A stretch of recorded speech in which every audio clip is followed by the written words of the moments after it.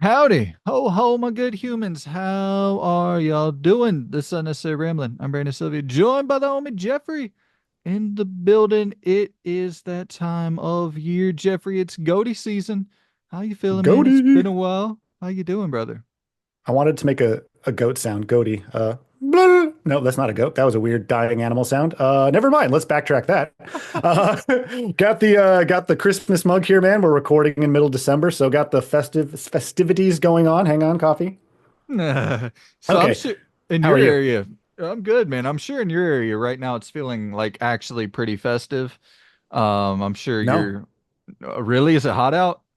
No, but it's not like I live in the Midwest area and it's you would think it'd be like snowy and wintry and Yeah. it's not. It's sunny and beautiful, which is great, but it doesn't feel like Christmas. So, and I know where you're at, it's definitely not right. So, Dude, yeah, let's see, the weather app where I am at right now. oh, Oh, no, don't dox yourself now. no, So, hell no. It's 71 right now. Sunny and 71. perfect snowy Christmas weather, you know? Dude, I don't think we've had a day below like 55 this month. It is not, I am not in the Christmas spirit whatsoever with the weather, but I am Yeah, definitely I'm in the GOTY spirit. goatee season, man. Yeah, that takes precedent right now. And Oh I'm yeah. really excited with your list here because behind the scenes, peek behind the curtain detail Ooh, here. yeah. I hit Jeffrey up and we were wanting to plan some content together. And I was like, hey, how about, if you want to talk about your game of the year? And he's like, yeah, sure. And he hits me back. He's like, "It's okay if I got 30 plus games." Like, dude, the more the merrier. So, and there's actually I'm pumped because there's quite a few games that well, for one, there's a couple games on here I thought about picking up, but I ended up not picking up. So I'm Hmm. curious to see if there's something in there that you might sell me on. And there's also a game Hmm. I started playing, two games I started playing, and for whatever reason just completely forgot to go back to them. So it's like there's some good stuff in here that I'm really curious to see where you land on, man.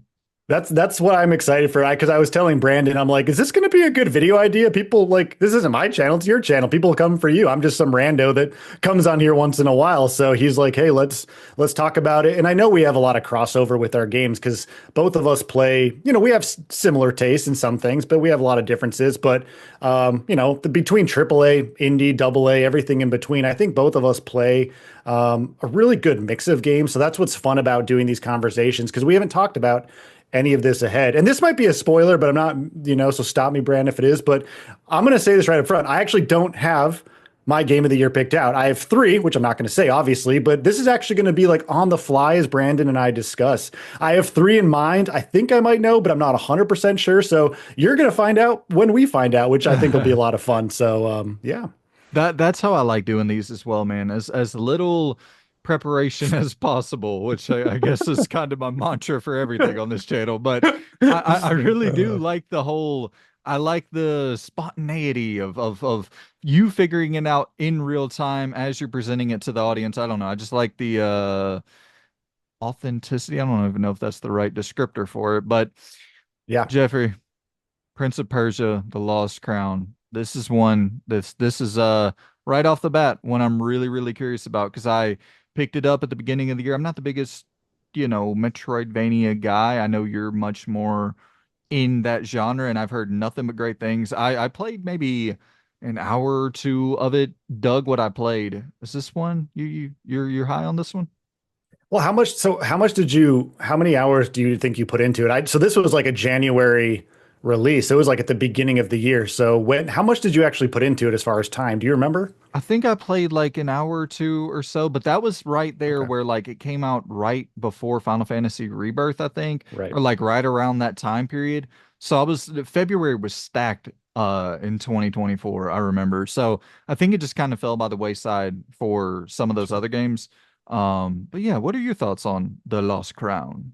I'm hot on this game. Honestly, it deserves a lot more credit than it receives. I know it's hard because when thinking about these games that were from the beginning of the year, it's really hard to remember all the details as you play more games. So I'm not the best at talking about details of a game. So forgive me for being a rambling fool at times. But I'm going to put this right up front, just in the A category. I really, really enjoyed this game. For me, a sign of a game that I really enjoy is one that I pick up and will just play it. I usually have like an hour or two every night to play games. That's kind of the only time I have dedicated every day. So if I keep playing the same game every night until it's finished, for me, that's a sign of a game that I would say for me is good. And this was the case with The Lost Crown. It was just so I will say they released a demo before. So they released a demo a few weeks before. And Brandon, you and I have talked about this to death on the videos I've been in. The power of demos. This should be obvious, but like it's not because we don't get as many demos nowadays. But playing through a demo will really make or break if you want to buy a game or a trial. PlayStation does a good job with their trials if you can play a game for a few hours first. Anyway, Lost Crown, I played it for like an hour or so, fell in love with it. Haven't played a Prince of Persia game since like the ones on the 360 or PS3 or whatever they were. It was fantastic. The combat was so fluid. The story was just enthralling. Like getting, I already forgot the name of the main character, which is how bad it is, but getting to watch him grow and become stronger as you explore these different biomes.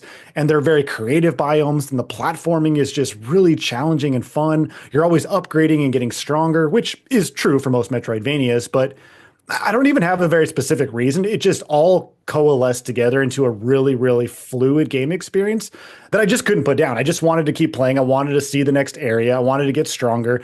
And it felt good to play. You know, there was enough gameplay variety, which I know you like, and it just felt good to play, right? There's some of those Yeah. games you want to play through for the story.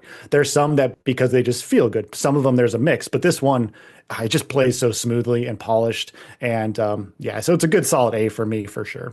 Yeah, dude. It's and also some of that like accessibility stuff with the, being able to take the photo and then have that you can place that and go back to that exact environment. It'll have it like you actually see the environment that you need to go back to once you unlock the powers that you need to get to the whatever platform that you need to reach. Like there's some real cool stuff in there.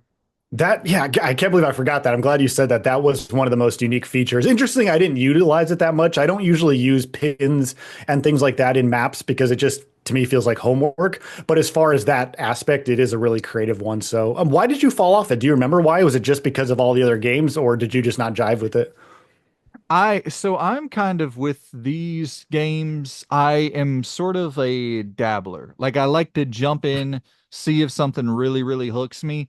And if not, I typically, I'm like, cool. Yeah, I want to support them because I want more of these games to release.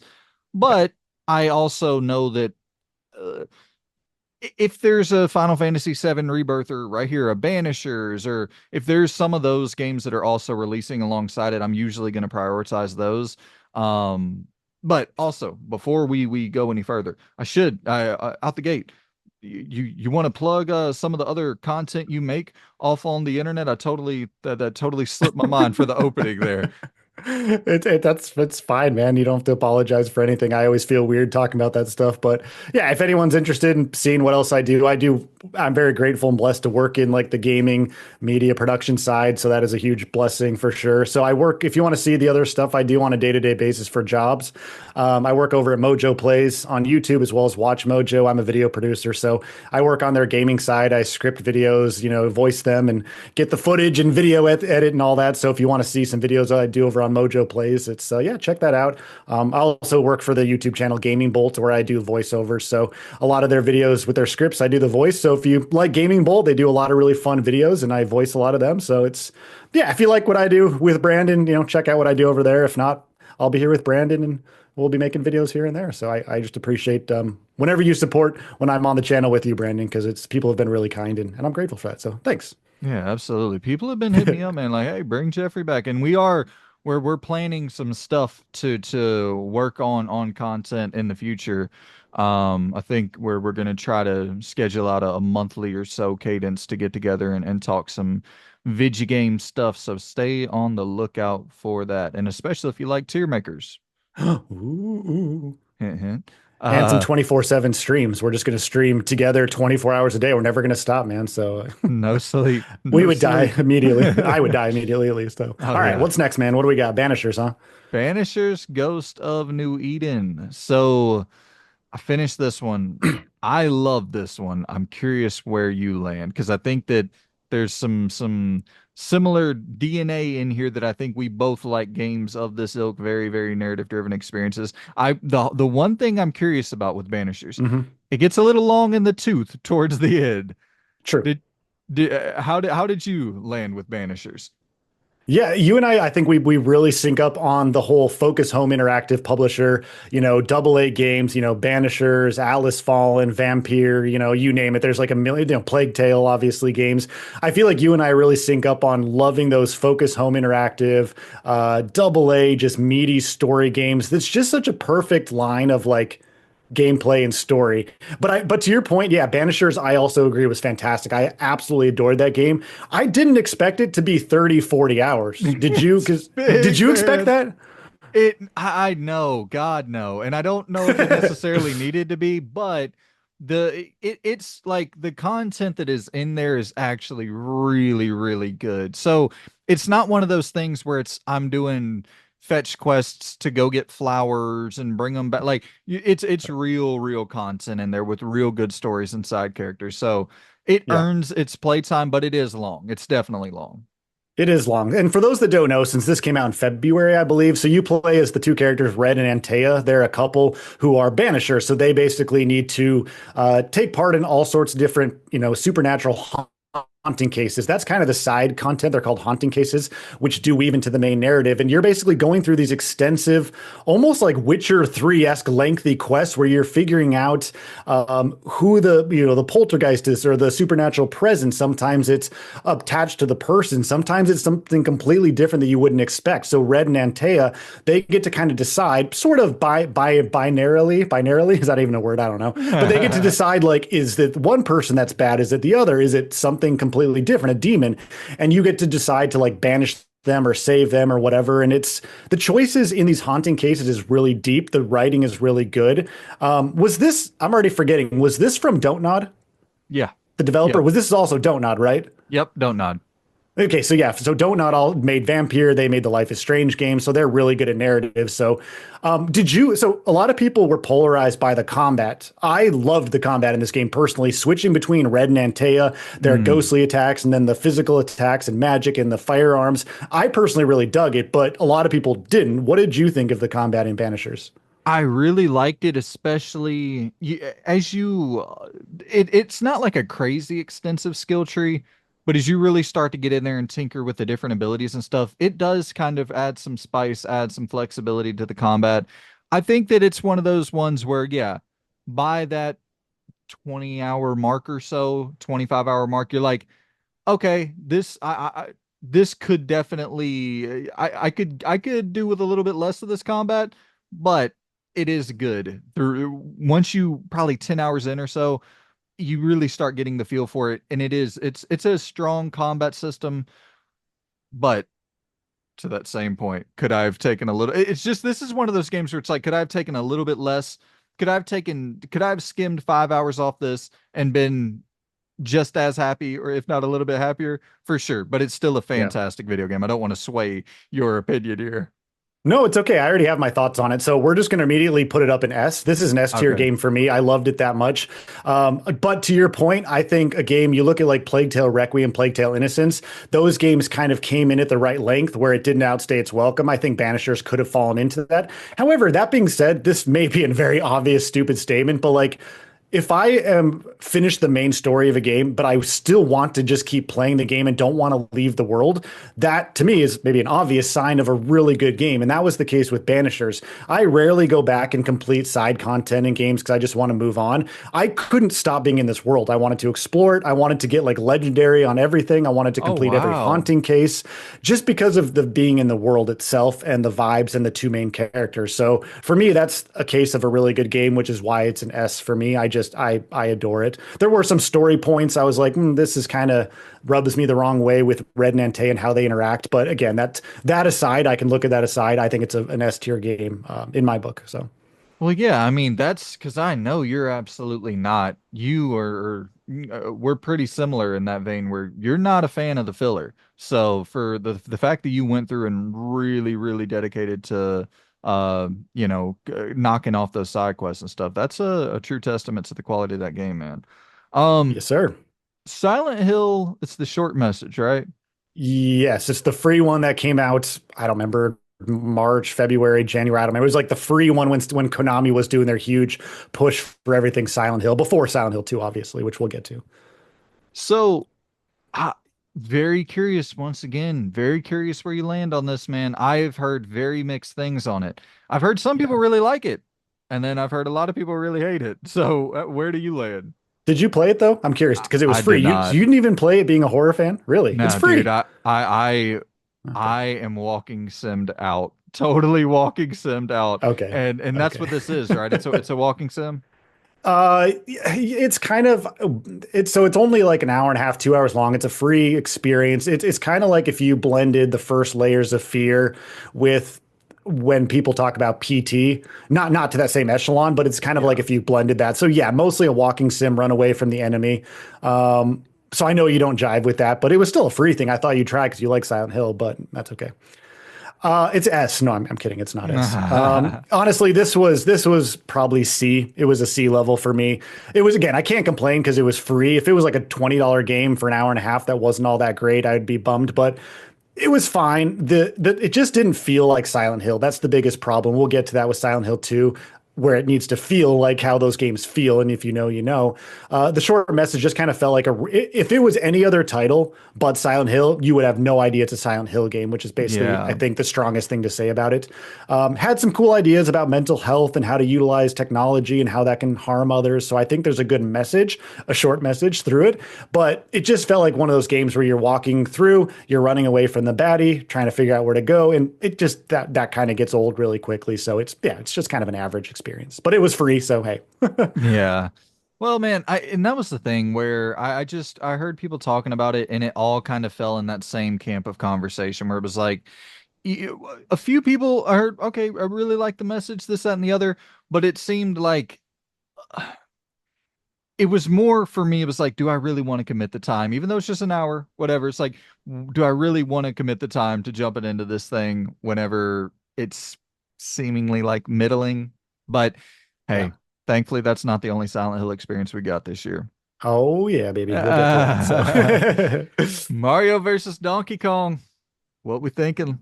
So I know you're not obviously you got rid of your Switch unless you magically got another Switch that I don't know about. But so these types of first party Nintendo games, I'm not like a Nintendo fanboy in the sense that I like have always just played Nintendo games, but these are the games that I personally play with my wife. We love to play lots of platformers and puzzle games together. That's kind of what we do when I'm not playing a game. So Mario versus Donkey Kong was like I think a remake of one of the Game Boy Advance ones or something. Again, it had a demo available, so we tried the demo for an hour and really liked it. But it's hard with these Nintendo games because they're either $60 or $70 sometimes, and it can be a gamble as far as quality. And I'm not a puzzle game guy just because I'm not. I'm honestly just not smart enough to figure them out. My wife is smart; she figures them out, and I just watch. But Mario versus Donkey Kong, I do regret buying it for $60 just because it's fun. It's polished like most Nintendo AAA first party titles, but it just playing it two players, it just felt weird and disjointed, and the puzzles didn't feel like they were as clever as they could have been, and there weren't enough accessibility settings for stupid people like me that can't figure out puzzles. So that's probably a me problem. I'm gonna throw this in. I'm gonna throw this in B. It's not a bad game by any means. It's very good, but it's just for a certain audience if you like puzzles only. Yeah, it was fine. It was just fine. It was good for what it was, but I never went back to it. Let's put it that way. So. I'm really hoping that Nintendo can sell me on that Switch too, man. I'm excited. I'm excited. It's it anytime there's a new console percolating out waiting in the wings before you see it, before it's officially revealed, like there's some excitement to that. So I'm hoping that I can hop back on with the old Switch too. I'll be curious if you do, because I know you sold yours, and I think Switch 2, if what the rumors are saying, where you can play, your Elden Rings and your Call of Duties and whatever, that's some of the rumors are saying. It'll be interesting to see how that competes, with the ROG Allies, the Steam Decks, whatever. So I will be curious if you end up jiving with it, whatever it happens to be. That'll be an interesting conversation, which maybe we'll talk about. So. Yeah, definitely. Skull and Bones. Oh, So oh. here's the thing that I remember about this is that you and I talked about this and you were actually somewhat positive on it. I don't know. Maybe that was like very early in. Did you play more? How did you feel at the end of the day? We're wrapping up 2024 talking about Skull and Bones. What are your final thoughts? Brandon, I get sad a lot when I think about this. I was the idiot, one of the 10 idiots that spent $70 on this when it went to like $30 a month later. So here's the problem. I have a lot of problems. Skull and Bones is one of them. But so here's the thing. So Skull and Bones did that smart thing like Ubisoft does a lot of times with multiplayer games. They did a beta. I get suckered into betas and I get really hyped for a game. And this was still in the time at the beginning of the year in March or whenever it came out that I was still liking live service games. I really hate live service games now. I finally fell off that whole bandwagon, thank goodness, and just want single player games. But I played the beta for Skull and Bones and I was like, why are people hating on this? It's very piratey, it's fun. Yeah, it's not Assassin's Creed 4 Black Flag, but if you take it for what it is, it was a cool open world pirate game. The combat was fun, the exploration was fun. Like it didn't look the best, the story was kind of naff, but I really jive with the beta, and that's when you and I were talking with the hype. So Okay. when the beta ended, I was like, you know what? Gosh darn dang it, I'm going to support Ubisoft because that's smart, and I'm going to spend $70. That's smart. I did it. Bought it, jumped in $70, was like, this is the best purchase I've done. I played it for 3 days and then regretted everything in life because Yeah. that fun was there immediately. But after about an hour, that's it. There was nothing else to see. The game literally shows its cards within the first hour, and that's it. You literally just do the same thing of exploring a drab world that doesn't open up to be anything else. You just fight the same ship battles. You're just grinding for loot to incrementally make your ship a little better. And it just quickly became apparent that what I played in the beta was going to be zero different in the rest of the $70 game. There are some cool ideas, but it's just really, really repetitive and so grindy. And I fell off it within 3 days and again, regretted that I spent $70 on it. So yeah, that's Skull and Bones. That's going in D Okay. Yeah. because mostly because I'm just angry I spent $70, but Hey, um, yeah. that's a part of it. And I love the vertical. We got one in every slot here. Diversity, man, with the game choices here. Yeah, it just again there were I want to give credit where credit's due. There were some cool ideas. It just wasn't fleshed out, and it just wasn't. There was nothing.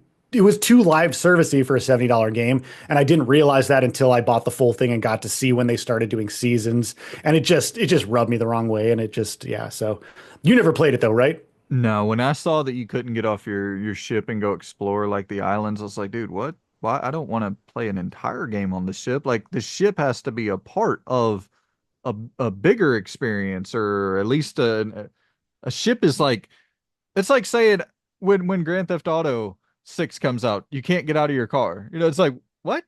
You Right, gotta go roam around a little bit. We're supposed to be pirates. right. Um, To be fair, you can get out of your ship in very certain little areas, but it's like little hub worlds that there's nothing to do but talk to vendors and do quests. right. So it's you can, but you don't do anything exciting. So Yeah. it's yeah, it's definitely it doesn't deserve higher than a D. So I'm glad. Thank you for not spending $70. I hope I can save someone else spending $5, which is how much it is now, probably. So Jeez. Actually, I did buy it. Um, that was a mistake. I bought it. It was a part of Best Buy's $10 10-day thing. I was That like, was eh. a terrible idea. You've made terrible life choices. I regret. I mean, I end this video now. Okay. Well, speaking of terrible choices, I bought Pacific Drive day one and I liked it a lot and I don't know what happened. I just did not finish it. I How thought the much game was cool. okay, I really want to get your thoughts on this because I haven't talked to anybody else. So how much time did you put into it? What did you feel of the structure and how did you kind of fall off it? I'm really curious about, I think we might have polarizing views on this.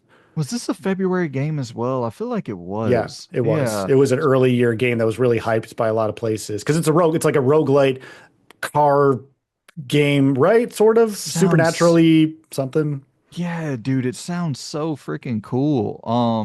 What's your I experience with it? so I think it just came down to that same fact where it came out in a time where Rebirth and I keep on referring to just Rebirth, but I know there were other games in February, but Rebirth alone, 40-hour thing. You Sure. know, I think it just came out at a really, really rough time, a really competitive time. But I did think the vibe, the atmosphere was super, super cool with this thing. How so why did you fall off? Was it just because of the again, was it because of the other games or was it because it was too repetitive? Yeah, I think I was just playing too much other stuff, and this is one of those I popped it in for an hour or two and vibed with it, similarly to we were talking about Lost Crown. And then when you got a 50-hour behemoth breathing down your neck, you just kind of prioritize the other thing if you've already been playing it. That's a fair point. I despise this game. I hated it so much. So Oh. much. Now I want to be transparent. I'm going to be very transparent.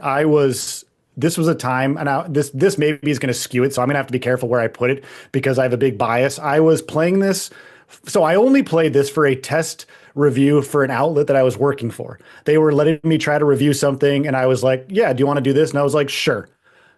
So that pressure of trying to do it for a test review for a place that I was going to get paid for, I'm sure that skewed it a lot because it's a very challenging roguelite because you have to gather certain resources to make your car stronger. And if you don't know what you're doing, which I didn't, I was just lost and confused and I felt like it was cumbersome in controlling your car. And I get that's part of the structure because you want to make your car better to go further into whatever the breach place is.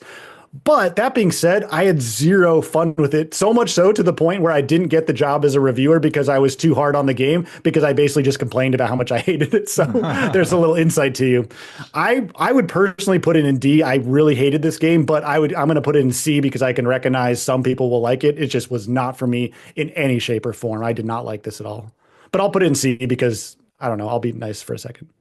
Yeah, I mean, I think that's fair. I mean, yeah, you could probably recognize that it might be a little bit better than Skull and Bones, and somewhere on that where would I'm guessing you would take the short message above Pacific Drive, obviously. Yeah, because I like games that are fun. So short message was fun compared to Pacific Drive because I could actually control my character. So yeah. Yeah, I guess that's Sorry, I I hate this game so much. It just made it bothered me so much, and I like immediately uninstalled it and tried to avoid it because it just made me really angry. yeah. So Dude, I anyway, I've talked about it many a times on this here channel. Time and place is everything because this isn't a yep, movie. This isn't an album. This is not, you're not talking about a 3 hour time commitment or a, hour time commitment to listen to an album. Like video games are big.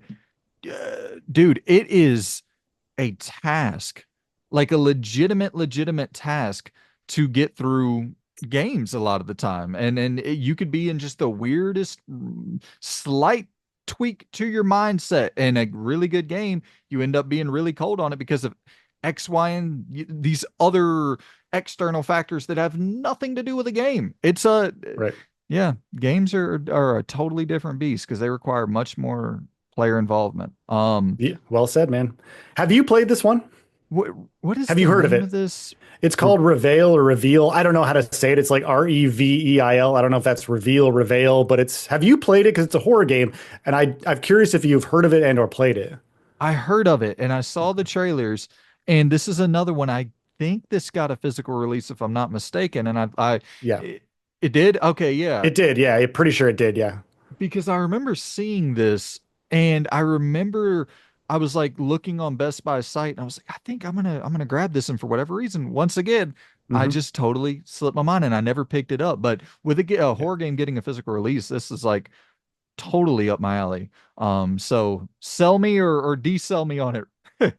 Yeah, so I'm going to immediately put the Reveal in B, and then we'll kind of just talk about it. So I'd put it just after Mario and Donkey Kong. So Okay. Reveal is kind of I think people probably haven't, a lot of people haven't heard of it, but you'll maybe have remembered it because the trailers back in the spring showcased a horror game that was in like this dark circus, dark carnival, kind of like this spooky carnival feel. So a lot of the trailers leaned into that. It's a first person, sort of layers of fear, again, esque walking sim. I don't know if you'd like it then, Brandon, because it is very much that walking sim horror experience.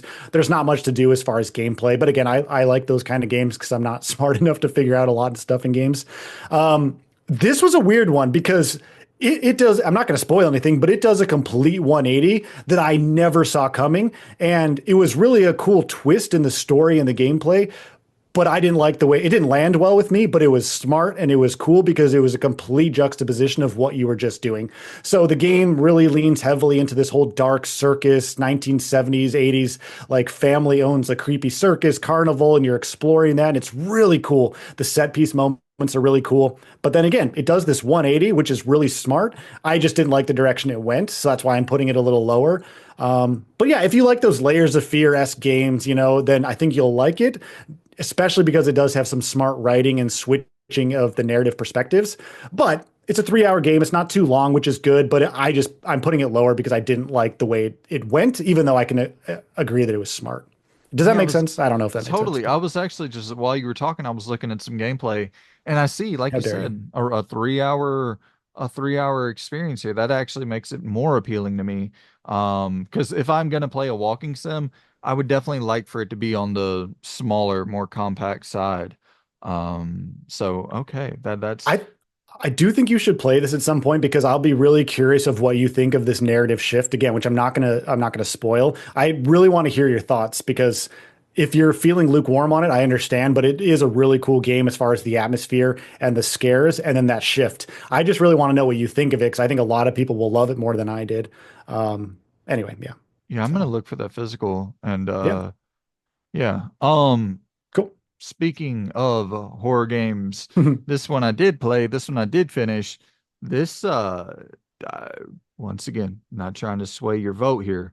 I loved this thing. I was really surprised how good Alone in the Dark was. So take it away, Jeffrey. What are your thoughts on Alone in the Dark, the reboot?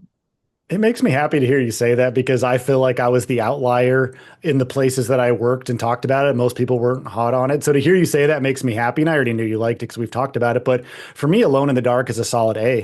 Nice. I would just put it behind Lost Crown. But like you, I really liked it. I can recognize there was some flaws with the combat and, there wasn't like, it was a little sluggish, but it's a horror game. It's not meant to be perfectly on point with horror. But the whole Alone in the Dark reboot, first of all, to play through as either character only takes about 7 or 8 hours. It's not a long experience, but it's the way you explore Derceto Manor. Derceto Manor is this like Southern Gothic Louisiana mansion, and you play as either what is it, Detective Edward Carnby or Emily Hartwood? Is that Yep, correct? that's right, Emily. Yep. I always forget her name. I remember Yeah, because the David Harbour dude. I forget the yeah. lady's name. Her name is Jodie Comer as far as the actress, but basically you can choose to play as either one. So if you play as either one, you get the same experience basically overall, but there are some little narrative differences, which is really cool. Did you play through it as both or just as one? Just as the dude, so did you play through it as both?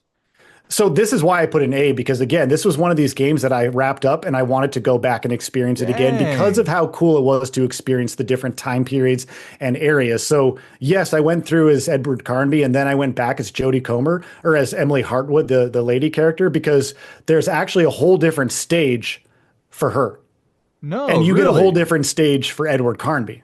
So I would recommend you play it again. Again, you can wrap it up in 7 hours because there's a whole different area just for her. I think it's like in a World War II horror setting, and it's really different No. from Edward Carnby's. Like that part, I won't spoil, but that part he's like on the bridge in the bayou, and there's like the Yep. girl, and there's like the car in the water. That part, that's just for him.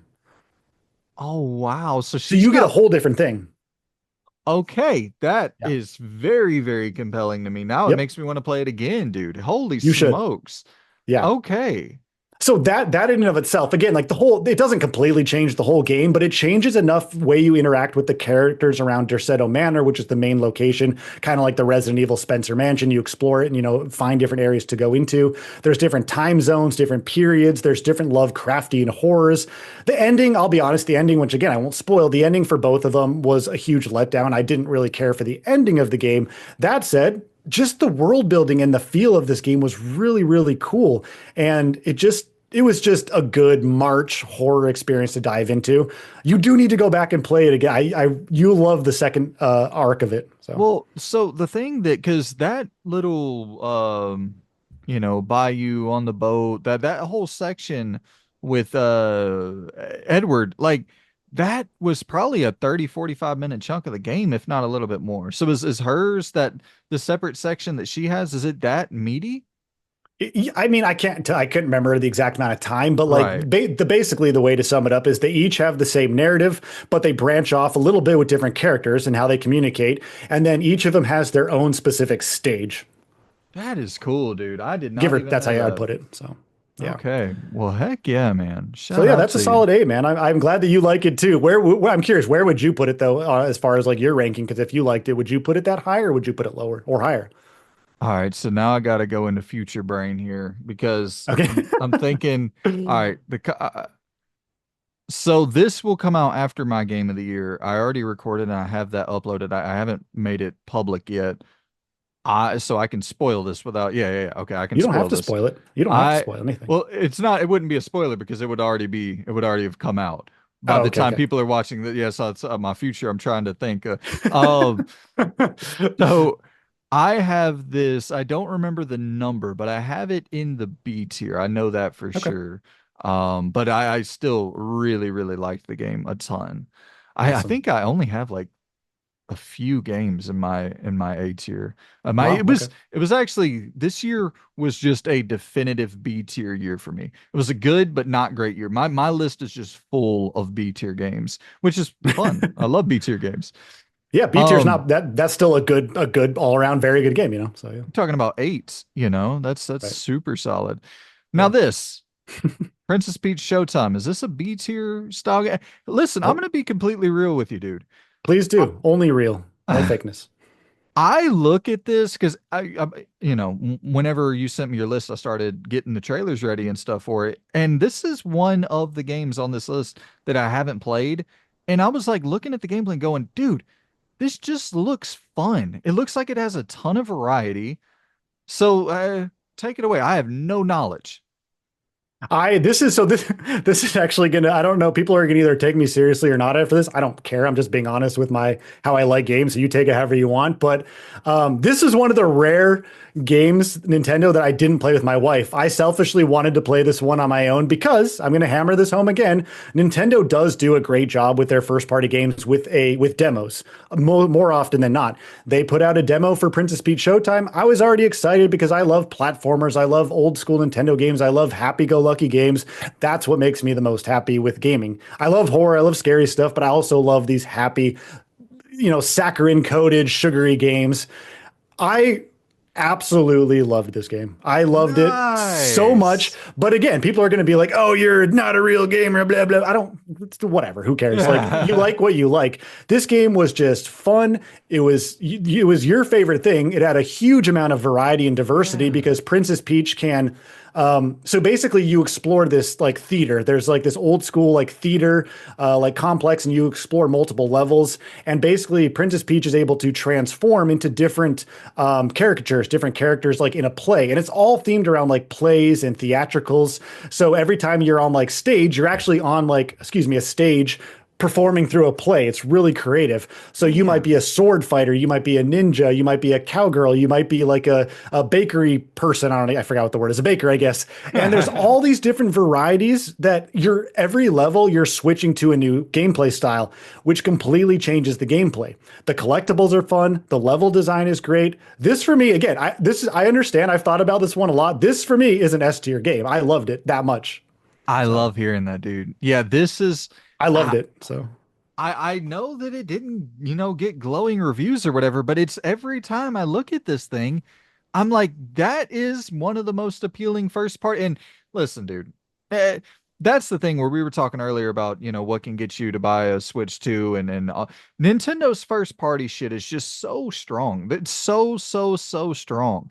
yeah, And it's more consistent, exclusive sell consoles, in my opinion. And that's why you see the Switch 2 selling 100 plus million uh yeah. plus systems. And I think that sure, this isn't going to be one of those system sellers, but No. I got to be real, from their lineup this year that I looked at, like this would be the one thing that would have sold me. So hey, I'm happy to see it get some love. Absolutely, man. Again, I will be completely real. This is my vibe. As much as I like darker, more narrative driven, mature stuff, my bread and butter with video games are platformers, happy-go-lucky, colorful games. Like that's just what I will make me the most enjoyable or most enjoyed and happy as far as gaming if I had to only pick one type.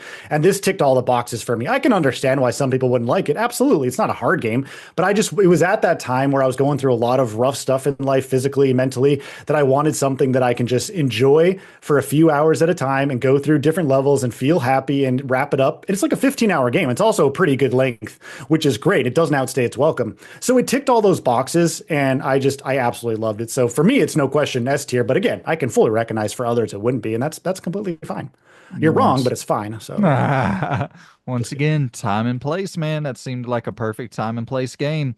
Tales of Kinzera, how did this one land for you? So we got Prince of Persia up there at the A tier. Obviously, yep. very yeah, I shouldn't say very similar, but similar genre of game. I think it came out around early 2024. So definitely some competition there between the two. How Mhm. does it stack up compared to the Lost Crown, or how does it stack up in general? It's no, it's very similar. They're very similar games in terms of their structure. They're both Metroidvanias. They're both, they both have that Metroidvania thread through them. So they're both very similar. This was interesting because I believe, and I could be mistaken, let us know in the comments if I was wrong, but this was one of those PlayStation Plus Yep, day one launches, right? Is that correct? Okay. totally forgot about that. So I'll be honest, like I didn't have an interest in playing this if it wasn't on the PlayStation Plus, like free, whatever type game thing. Not because I wasn't interested in the game, but because I already played The Lost Crown and this looked too similar. So I was like, well, I don't need to play something else right now, maybe down the line. But, and this will be true with, I think, another game on this list coming up is I thought, you know what, why the heck not? I needed to play something, or I wanted to play something. So I downloaded it, and it's a really fun Metroidvania for the first 3 or 4 hours. But then, kind of like you were saying with Banishers, it's way too long in the tooth. It outstays its welcome, not because of its story. It's a really beautifully told familial story about this main character who kind of is dealing with the loss of his dad. That's not a spoiler. That's right at the beginning in the Yeah. trailers. He's dealing with the loss of his father, and he's trying to figure out his like past lineage with his father and his ancestors. And it's a really, really beautifully told story, and that's why I kept with the game.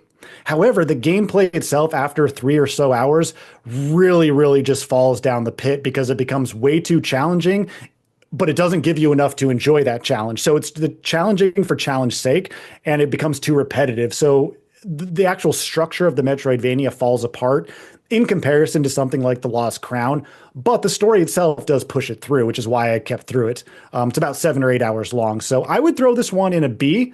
It's a solid game all around. It's just not quite as polished or as varied as something like The Lost Crown or even other Metroidvanias. But it is a beautifully told story, great voice acting. It did get me a little emotional at times. Great level design, but again, the gameplay variety fell flat really quickly, and it showed all of its cards too much. So for that, again, still a good game, but just not one of the best of this year, in my thoughts. So Yeah. I anytime I hear the dude speak, I forget his name. me too. But yeah, the lead, director, I believe he owns the studio. He founded the studio. Yeah. Anytime I hear him speak about it, I can tell that the passion is there because it's like a real story based on after he lost his dad, he wrote this game, and like it just sounds like a beautiful, beautiful story. So shout Yep. out to Tales of Kinzera Zhao. Kind of seems Absolutely. like the inverse or the opposite of Lost Crown, where Lost Crown seems to maybe have much stronger gameplay and more substance there, and then Tales of Kinzera Zhao like a really, really strong story, but maybe not quite as deep in the gameplay department from your description. Yeah, to an extent. The Lost Crown still does have a good story, just wasn't quite as emotionally weighty as something like, Kenzera Zhao. But they're both good for their different, experiences. So yeah. Well, now we go on to one that I have heard nothing but good things about. I'm wondering where you will land on Animal Well. I haven't checked this one out either. So once again, your list is stacked with games, Lost Crown and Zao and Pacific Drive and Princess Peach and like this. So this is a really, really fun list for me because I'm just kind of sitting back and little hearing more about games that I was at least a little bit interested in. Well, this is what's fun about talking with you specifically is because we do play some similar games like Banishers, those double A, but then we also diverge in our indies and things like that. So you always give me games to play. One such example was Killer Frequency. I love that game, and I didn't play it, and because I only played it because you recommended that. So Animal Well, again, was one of those games that was so hyped up in a lot of like the indie scene and in trailers because it was the guy, or it's Donkey, right? The YouTuber Donkey or whatever, like, and Yep. then his new publishing label, Big Mode or something like that. So it was kind of like his first game to be a part of. Is that right? Yep. So I'll be honest, it's a Metroidvania, which I would think I would like it right away. I had zero interest in playing this for the longest time. So this came out at the beginning of the close to maybe the beginning of the year, February, March. It was one of those PlayStation Plus day one games again, but I had no interest. It just didn't look like it was going to tick my box. I just was like, you know what? It sounds cool. I'm not going to worry about it. About 4 or 5 months later, I think in like this summer, I was like, I just want to play something I can wrap up in a few hours. So I was like, you know what? Everyone says how good Animal Well is. I'm going to download it. I don't have to pay anything extra for it.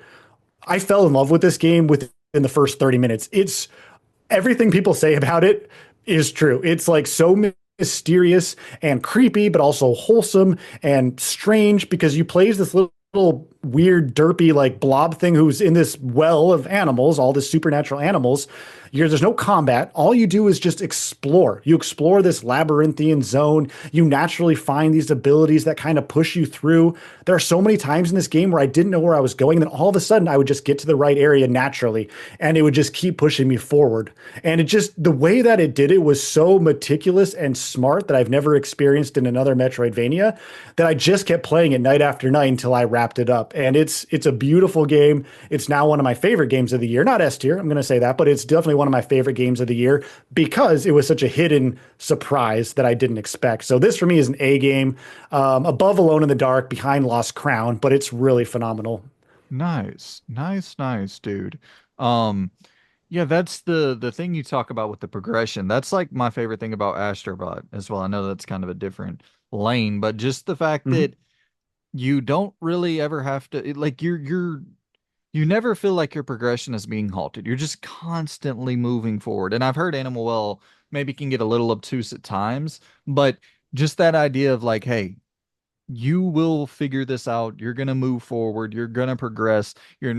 Well, I don't know, but for me, the biggest thing is like picking up my phone to have to look up a clue or look up where to go. It totally halts the progression, and I'm like, man, as soon as I start picking up my phone to look up where to go, the next thing I know, I'm responding to a text or an email and it totally takes me out of it. So, yeah, that's awesome, dude. V That, Rising. yep. Go Mhm. ahead.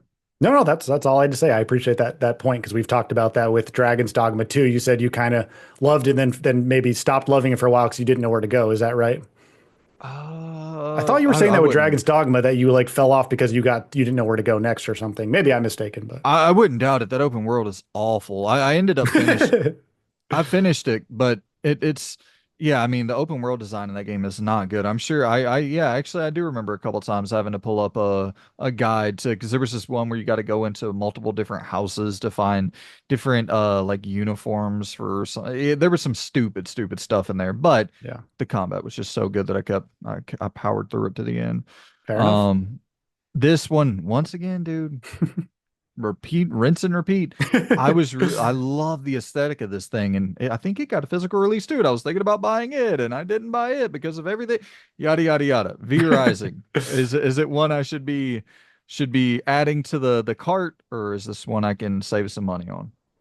That's tough. So V Rising was one I love, and I think you maybe love too. Any game with vampires, right? Like any vampire forward game, which we don't get a ton of, obviously. But V Rising was one of these games that was on PC, I believe, in early access for a while, and people were pretty hot on it because it's kind of like if you mix like Diablo or Path of Exile with vampires, but then also like survival mechanics and like base building and structure building, but all within like a vampiric world where you have to be careful of light and dark and, all that stuff, fire, whatever. So those ideas, although I don't really care about survival base building stuff, the whole, Diablo-esque vampire world was really appealing. And so much so that I rarely, if ever, pre-ordered digital games because I don't see the point. But I was so excited for this game that I did pre-order digitally.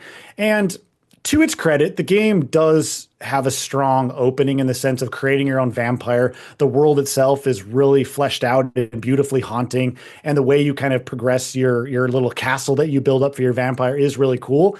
But this wasn't a game for me, which is sad because I love vampire stuff, but I fell off of this after about 4 or 5 hours. I tried so hard to keep playing V Rising for like day after day, but the game leans so heavily, at least at the time, of grinding and grinding and grinding just to make your castle a little bigger or grinding to just make your vampire a little stronger. And it wasn't hitting. It just didn't hit the right notes for me, which was sad because I did spend 30, 40 bucks on it, but it didn't hit those right notes. I would say if you're looking for more of like that survival gameplay, with the base building more so than an action RPG, you'll like it. It just leans more into that side, and the vampire stuff kind of takes more of a back seat. So for Hmm. me, I would put it in. God, honestly, I'm going to put this in C. It's an average game for me, and it was just it was probably one of my biggest disappointments of this year. Definitely ahead of Pacific Drive. Come on, and ahead of Short Message, Okay.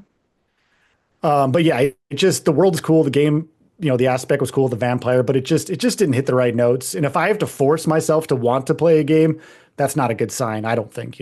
So Well, this is one Crow Country.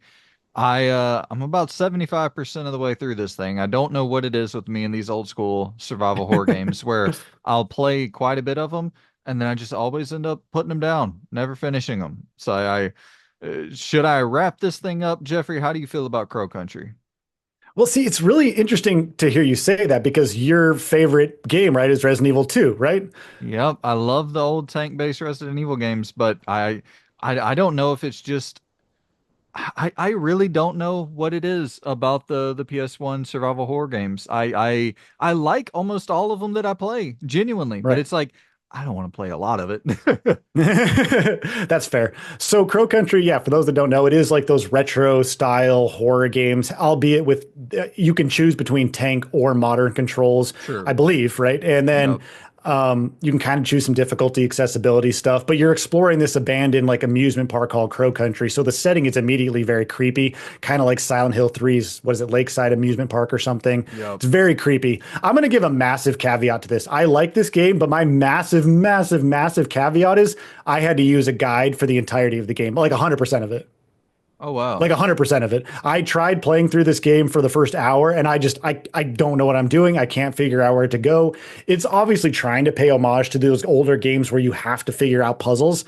I don't like that. I'm not smart enough for that. I just want to figure out the experience and I couldn't. I was stumped. So I did what you said that you don't like to do is I pulled up my phone and I literally went step by step through a guide to complete the game. Normally I wouldn't do that, but I only did that because the world and the creepiness and the music and the gameplay was so good and felt so cool and creepy and disturbing that I just had to see the game to its end, even if it meant I was going through a guide. So that's my big caveat. So if you don't like getting stumped, you're not going to like this. But if you don't mind going through a guide, it's a really cool game. That said, I'm going to put it in B. So Yeah, dude, I was actually really surprised. We're at in B. I'm going to throw it at the front of B because it was a really good game. I can recognize that I needed a guide because I'm not smart enough to figure out how to do the puzzle. That's a me problem. So it's very clever in how it works. So. I was really surprised by like the little bits of story that you would get in it that were actually like genuinely compelling. You were like kind of understanding more about the person who owned the carnival, and there was even like some tinge of like, I believe there was some financial Mhm. related stuff going on that was sketchy, and I don't know, dude. That was the coolest part of the game for me, and I also like the blend of like the kind of boxy Final Fantasy old school characters with the aesthetic of the old school Resident Evil games. That was yeah. Um, You Duck. should go back and finish it if you're not too far because the ending is really cool. It's really trippy and it really wraps things up. So I would think you'd really like the ending because it brings it all together in such a cool, creepy way. It's worth finishing, even if you have to use a guide because it's such a cool ending. So Okay, yeah, I'll check that out, man, because I know I'm like I think I'm 4 or 5 hours in, and I don't think it's that okay. long. Mm. Um, what is this, Duck Detective? I mean, who hasn't heard of this? It's Duck Detective: The Secret Salami. Who hasn't heard Secret of that, Salon. Brandon? Get your crap together. Talk about GOTY right here, man. Have you heard of So this? I have not. I think that is this like a point and click style game? Because I believe I was It grabbing a is. okay, yeah. When I It was is. grabbing the trailer, I saw the art style. I was like, the art style looks actually genuinely pretty good. Again, I'm going to harp on this. I'm a sucker for little experiences I can finish in a few hours. I'm a sucker for cartoony vibes. I'm a sucker for that wholesome feel. So, Duck Detective: The Secret Salami, I adore this game. It was so fun. You can wrap it up in a couple hours, but the characters are like little paper, like cardboard cutouts. So as they walk through the environment, they kind of like, walk all like a little cardboard cutout. And it's just really charming. But you play as this duck detective who's really hard boiled. He's not like charming. He's like a hard boiled detective who's gotten divorced and he's an alcoholic. It's really dark in that sense. But then he's just trying to help this like call center figure out who stole someone's salami. It's the stupidest, most absurd setup, but it's hilarious. The writing is good. It's funny trying to figure out the investigations, and you can wrap it up in a couple hours. I adored this game. It's a fun little 2 hour game. I played on Switch. It was definitely worth a purchase. So for me, this was a fun little A tier game. It's not for everybody. I would put it at the end of A, but it was exactly the kind of game I wanted at the time to just feel whimsical and happy and solve some, little puzzles that I could actually figure out. It was like $10 or something. So I love that game. It was really good. So Yeah, dude. When I was looking at it, I was like, the art style and everything was very it was original looking. So shout out to the definitely. old salon. What is it? Salon. Duck Detective, the secret salami. It rolls off the tongue. Come on, man. Get your crap together. Yeah. Metaphor, Refantasio, and Duck Detective: The Secret Salami are battling for a best name of the year. Yeah, Um, yeah, I mean, that's true. Oh, so gosh. this next one, Paper Mario, the Thousand Year Door. Thousand Year Door. That is Yeah. correct. Thank you. What do you think about Paper Mario, the Thousand Year Door? This is the is it a remaster or is it a re-release? It's Just a a port? it's a full-on remake of the original GameCube. Oh, It's a okay, full-on okay. ground up remake of the original GameCube version, yeah. So so have you ever, I know again, you're not a huge Nintendo guy. Have you ever played a Paper Mario game at any point from like any of the consoles, handhelds or otherwise? No? I'm gonna tell you something crazy right now. I don't think outside of like Smash and Mario Kart and like dabbling with the early Mario games, Mhm. I've never played a Mario game other than like a very few instances. What? Really? Oh my Yeah. gosh. Wow, okay. I've I'm just definitely never surprised. completed one. Without a doubt, Okay. I've never completed one. Even like the original like NES like type, you've never? Well, you got to think I Wow. was born in 1994, so I was right when I was born, the PS1 was getting introduced. So like we had an NES and I played a little bit of Mario back then, but I was so young, I was like literally in diapers playing it. I couldn't have finished that game if I tried. Yeah, that's a fair point. Touche. So the Paper Mario Thousand Year Door, yeah, it's the remake of the GameCube one. This was a game I played through with my wife. I really enjoyed the original Paper Mario on N64. I did have the GameCube one back in the day, and I played probably 10 hours of it, but fell off it back in the day for whatever reason. This is tough for me because it's first of all, this to me is the epitome of a game that's definitely outstays its welcome. It took us like 45 hours to complete this game, which again I get because it's first and foremost an RPG than a Mario game. But it just I kept commenting to my wife like, are we going to be done with this yet? I was ready to be done. And she's like, no, let's keep going. I was like, all right, we'll keep going. But I was ready at like hour 20 to be done with the game. Not because it's bad or anything. It's just because it really outstays its welcome. That could be because it's an older game remade, but yeah, basically it's another Paper Mario game. It's really fun. It has a great story, great combat, great humor. For me though, again, it just needed to wrap up like 15 hours sooner. What go ahead. I think you're It's gonna say something. Yeah, it's the weird thing, where it's almost, I don't understand why this genre continuously gets to justify its length by just being of a specific genre. It's like, dude, you Yeah, got to earn that. When I'm playing The Witcher 3 and I'm putting 100 hours into it, I don't feel like I'm putting 100 hours into it. But if you're putting interesting. 40 hours into something and it feels like you're putting 100 hours into something, that's a problem, you know? You hit the nail on the head. Yeah, that's exactly. But that like more of a is that a game design narrative thing or is that a player perspective thing? Do you know which do you or is it both? But it's like, I would ask you, Jeffrey, how much time did you put into Hogwarts?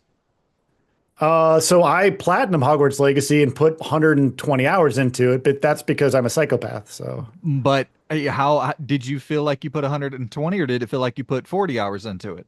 okay, well here let me give a big caveat to this because everyone knows I adore that's been on here knows I adore Hogwarts Legacy. The thing is, I wanted to get the platinum trophy in Hogwarts Legacy. I don't care about platinums, but I wanted to get it because I adored the game. I love Harry Potter stuff.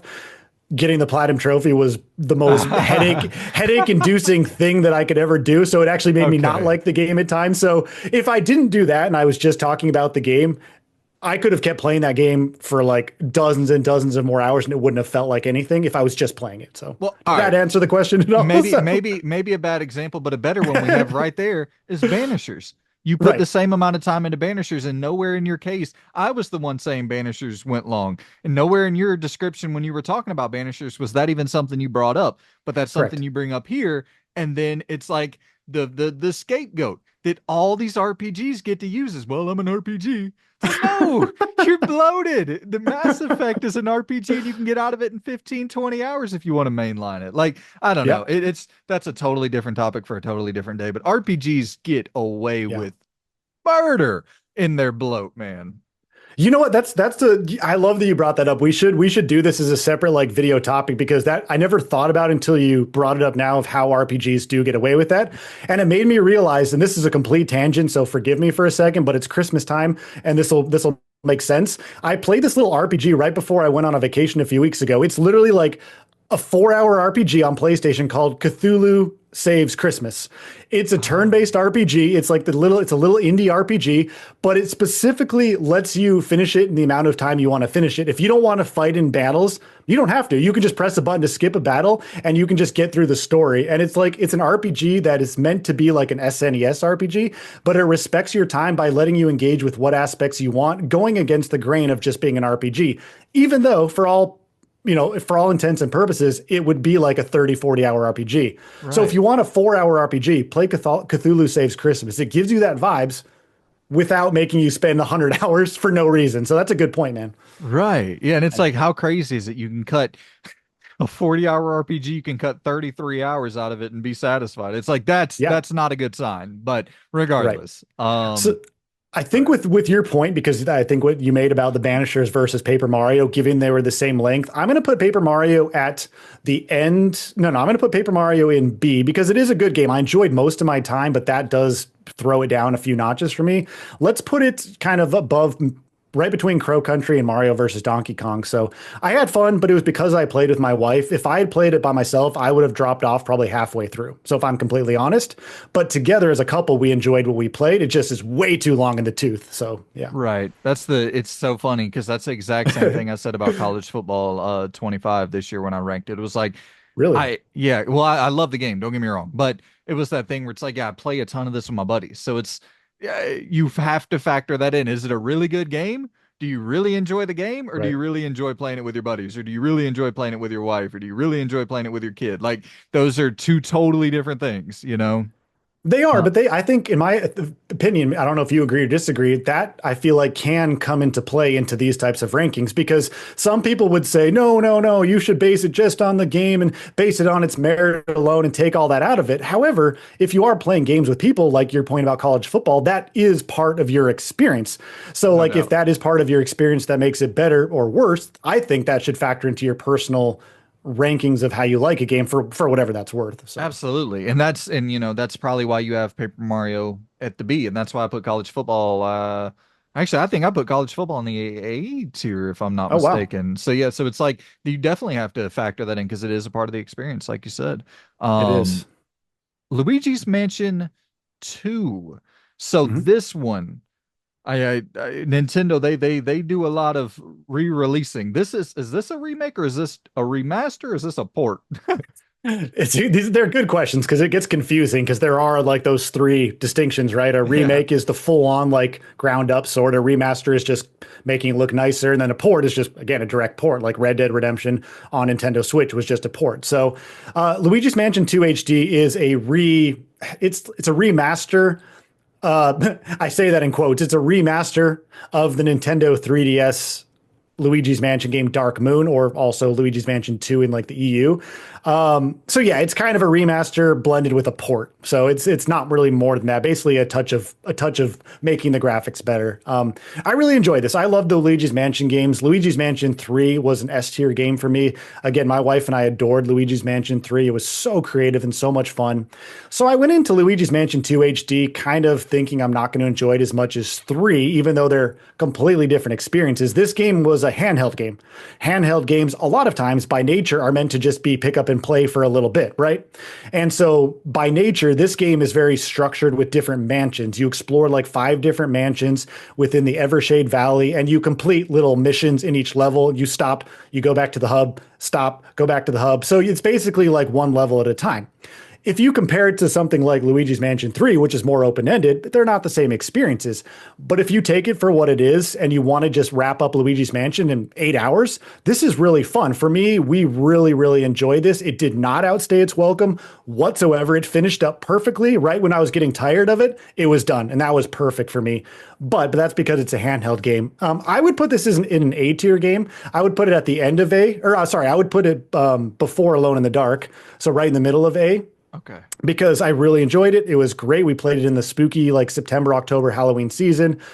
8 hours, we wrapped it up. The levels were fun. The mansions were fun. My wife and I had fun. We didn't get stumped. It's just a fun, good old time. Not as good as 3, but it was still really fun for what we liked. So, yeah. This next one, dude, Still Wakes the Deep. This is one that I'm kind of regretting putting down because I'm thinking back to the year of 2024 and I'm thinking back to like atmosphere in games. And I don't know if there's a game that really just fully captured its atmosphere better than Still Wakes the Deep. And I mean, that's saying something because we got a game towards the end of your list here that definitely captures atmosphere. But like that oil rig setting and that alone at sea, like Still Wakes the Deep. I need to get back to that. Is it pretty short? Yeah, I wrapped it up in, I think, 5 hours. Okay, I'm gonna buy a copy of that right now. But take it What's away, your man. give? No, no, I want to hear what's your 20-second elevator pitch for this game? Go. Elevator pitch or my thoughts? No, no, I just want you if people haven't heard of this game, they've only seen the trailers or because it is very bonkers in a good way.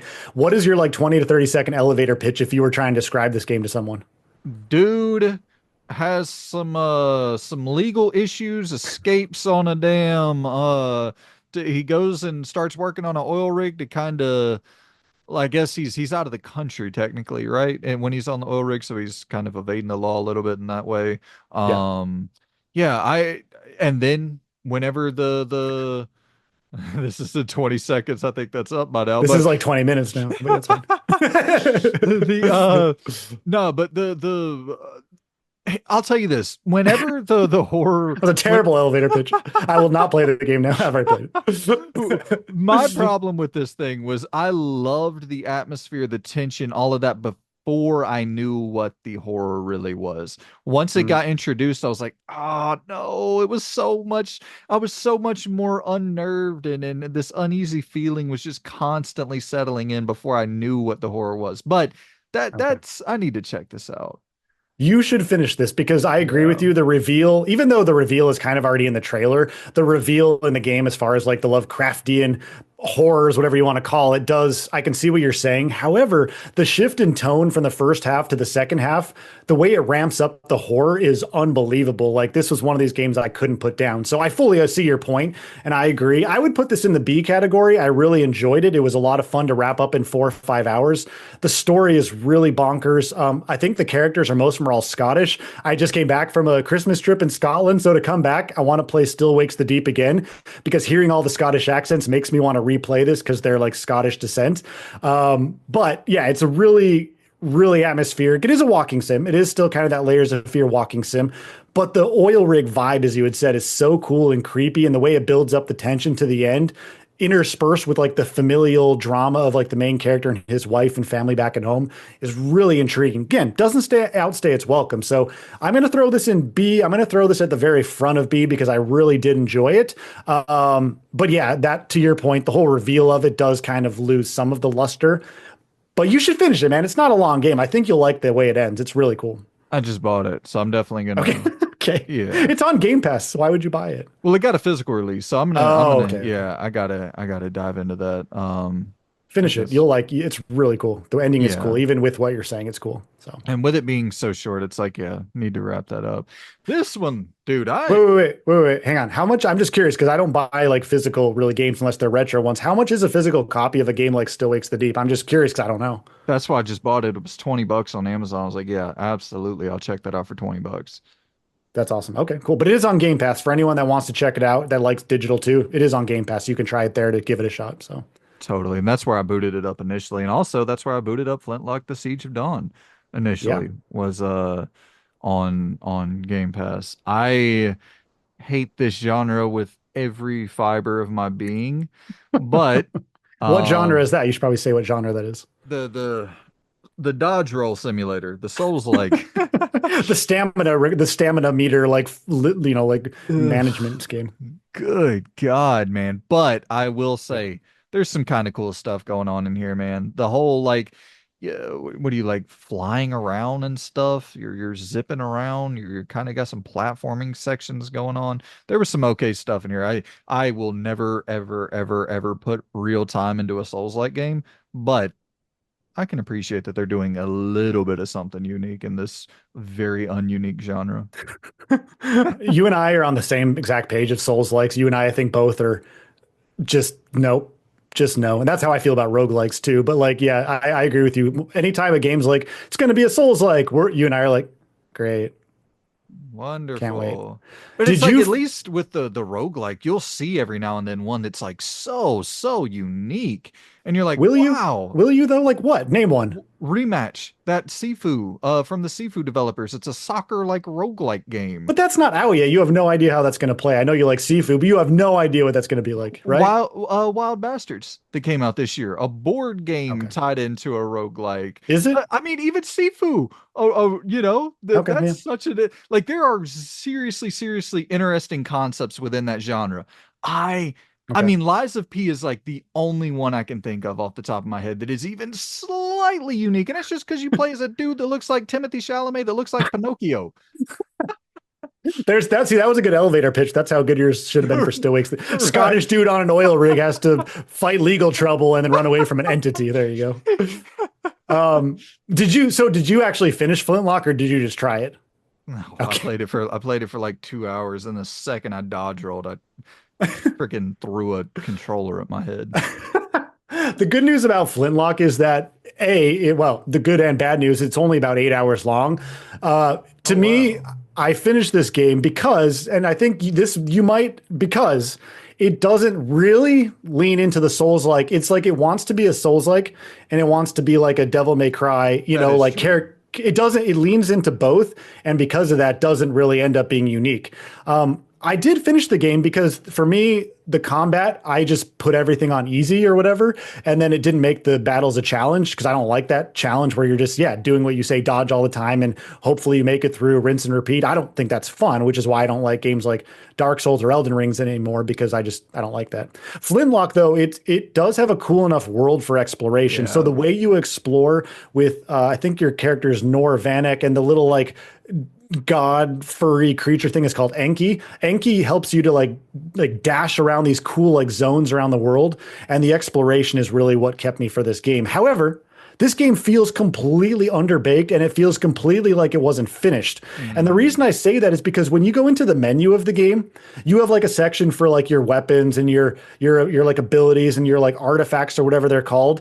You only ever get like two or three, and then there's like 20 slots that are just never filled with anything ever. So as I finished the game, I was like, did this just not get finished? Like it just felt Mm. so anticlimactic. I'm gonna put this in at the very top of C. I Okay. did like a lot of parts of it, but to your point, it didn't know what it wanted to be. It felt underbaked.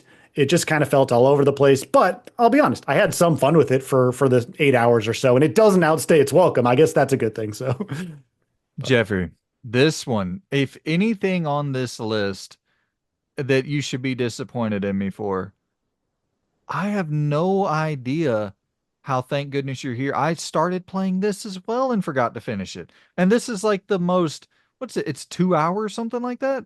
it's like, yeah, I think I finished it in an hour and 45. It's like, dude, I'm probably once again, I probably put an hour into it. I'm probably right there at the end. I just don't slip my mind so much these days. Such a fun, cute, funny game, man. Take it away. What's your thoughts on Thank Goodness You're Here? It's so funny to hear that you're like it's for such a short game that you didn't want to finish it through. But to your point, I get it. So It's just I'm so forgetful these days. It really has. I totally forgot to wrap this thing up. I forgot to even put it on my game of the year list. And I'm not saying it's a forget. It is not a forgetful experience. I'm just so forgetful. It's really unique. it is, but I'm going to be this. I don't think I'm going to be as hot on this as a lot of people are. And I kind of wish I would have waited to play this game because I also like the trip that I went on was also in England and we like stayed in like a small English village. And this, thank goodness you're here is based off of like some small English village very close to where I was staying in England. So the humor, so for those that don't know, this is like a very much British humor, satirical parody type short adventure game where you play as this like little yellow salesman guy who comes to this like town called Barnsworth, and all he does is like to come here to like help out the mayor, and then he ends up just having to help all the stupid villagers like figure out their problems, and it's just goofy and dumb. It's like South Park and Family Guy with British humor. It's really quirky, it's really funny. Most of it went over my head because I'm not British, so I don't even understand half the jokes other than like you walk up to this food truck and there's this like fat dude in a truck and you like slap him on the bum and then it says Yeah. closed due to slappy bum bum. And I'm like, I don't know what that means, but it's hilarious. So Yeah, I remember that as well. That's the funny thing. It's like a yeah, game where you punch things to solve your problems. It's like, yeah. yes, dude, that is funny as hell. But if I'm going to be honest, I found the game boring. Yeah. It's not, there's not, I mean, yeah, it's basically it's like a point and click without the pointing and clicking. You slap things until you figure out what to do. Like the actual game was not fun. I'm going Right. to be completely honest. I just wanted to see it through because it was funny and well written and it was very charming. I should be clear. This is not a family friendly game. It No. looks like it'd be for kids. It's very much a mature game. It's very inappropriate with its innuendo, but it's done in that like quirky British humor way. So I'm really torn on where to put this because I didn't enjoy the gameplay, but I enjoyed the experience. Does that make sense? Totally. It's so unique, but it's not like you're doing anything in terms of the gameplay, it's not unique, but in terms of No. the vibe that it's putting off, the humor that it's putting off, the world that it's building, it's unique. Yeah. I would say this, and I'm curious what you would think. I'm going to say this is, it's not C, it's better than that. I'm going to say B. I'm going to say B right between Mario versus Donkey Kong and Reveal. Totally Again, makes it's just, sense. there's not a lot to it, but if you like just that, especially if you like and know the British humor, you Yeah. know, if you ever watched the show with John Cleese called Faulty Towers from back in the day, if anyone knows that, you'll really like this. But anyway, there's just not a lot to it otherwise. So, but hey, worth an experience. So, So Cat Quest 3, this is another one that like I really, really, really want to pick up. Another physical release, got a sale on Best Buy recently, and I was sitting there staring at it in my cart, ended up not going through with it because already a impulsive spender beyond belief. But this one, I I mean, anytime I hear anybody talk about it, it is straight up top to bottom glee. Like just like such a joy from what I hear from other people. How are you feeling about Cat Quest 3? again, you're exactly right. I've played the first two Cat Quest games, never finished them, but I enjoyed them. I'm not even a big cat person, despite us having cats at our home. I'm not a cat person, but this game is you hit the nail on the head. It's Glee. It's First of all, we don't get a lot of pirate games as we, like Right. vampire games, we don't get a lot of pirate games. Cat Quest 3 is a pirate cat game, and it's literally the most happy, joyful pirate fun experience you can have. I bought this game on a whim, again, because of a demo. The demo sold me immediately. I was like, yeah, I want to play as a cat in a pirate world with pirate puns and just getting to like hack and slash with different weapons and RPG stuff. And again, it is an action RPG, but it is an RPG that you can finish up in 7 or 8 hours. It doesn't outstay its welcome. It's incredibly charming. It's incredibly funny. It's incredibly polished. The developer Gentle Brothers really makes really, really polished games that you can finish under 10 hours, no problem, but you want to go back to because the exploration is fun. You get to ride in your own little pirate ship. You can take out like big krakens and you can explore caves, and it's just charming and funny. This for me, again, this might be surprising for a lot of people. This is an absolute S tier game for me Oh, personally, just above Princess Peach Showtime. I adore this game. It was so much fun. I finished it within like 2 days. If you like pirates, you like cats, you like action RPGs, you like loot, it's so fun. It's literally so freaking fun. It's so great. So there's a demo. So just nice. play the demo, find out if you like it. So Nice, dude. Heck yes. Wait, Visions. I want you to play a freaking, I want you to play this game at some point. I want to hear what you think about Cat Quest 3. Will you do that for me at some point? Hey, I'll add it to my. Please. I'll add it as well. I'll pick that one up as well. I want to know what Um, you think about a game like this. So, what's the hour count? Do you remember? You said under 10. Is it like 7 or 7, 8 hours. cool? If Okay. you can do less, you can literally beeline through the main story, but there's so much, all the extra content is so simple and fun to engage with that you want to because you want to make your cat stronger. Okay. It's so enjoyable. It's so Nice. enjoyable. So yeah. I'll have to add that one to the list as well. Hopefully it's still on sale and I'll pick it up with Yeah. alongside Still Wakes the Deep and as well Yep. another game that was on sale that I had in my cart, and I swear, I'm not like, I swear to God, this is 100% true. And it's just crazy that it's like you have all of these on my list, or all of these that were on my list, all of these that were in my cart, you have on your tier list here. So it's like this is kind of perfect for me in this buyer position because I'm figuring out what I want to add to the list, what I want to take off. So Visions of Mana. Mhm. It was sitting there. I think that one was around $30. Is that you think that's a decent $30 purchase? I'm curious that you saw it for 30 because this just came out in November and right now it's 42 on PlayStation to buy it, but it's a new game. So if you saw it for 30, that's a really good deal because it's only been out for a month or so. Yeah, it was a part of the Black Friday Best Buy thing. I'll look it up Nice. as you talk about it. So I'm curious before I go into Visions of Mana because it's a massive, like Square Enix action RPG. The Mana series has been running since the SNES days. I do love action RPGs more so than turn-based, but I'm curious why you have it in your cart. I know you like some RPGs, but this seems like too saccharine, sugar-coated RPG that I wouldn't think you would be interested in. So what made you interested in it to even put it in your cart to buy? Okay, so yeah, it's 39.99. So you're right, 40. But Okay. that's 40 how bucks, okay. that's how they get me. The three. I Yeah, don't even look at the the nine three. nine. Right. That's how they get you with gasoline. It's like it's like one. What am I saying? It's like 4.19 or whatever, So yeah. Yeah, Anyway, absolutely. but So the thing with this is, like you said, I action RPG, you sell me almost immediately. I'm a fan of JRPGs if they're action oriented combat. Like I played Grand Blue Fantasy Relink this year, hmm. obviously Rebirth. Like I played the latest Ease game, tried that out for a bit. I'm Oh, down nice, to nice. Yeah, I'm down to jump into any of these if they're action combat. And then when I saw you were like, you had platforming sections and stuff in Visions of Man, I was like, okay, this is really, and the art style thing is beautiful. But Yeah. once again, it was steep. It was a $60 purchase at launch. And then when I saw it on sale, I was like, okay, this is probably the time to jump in.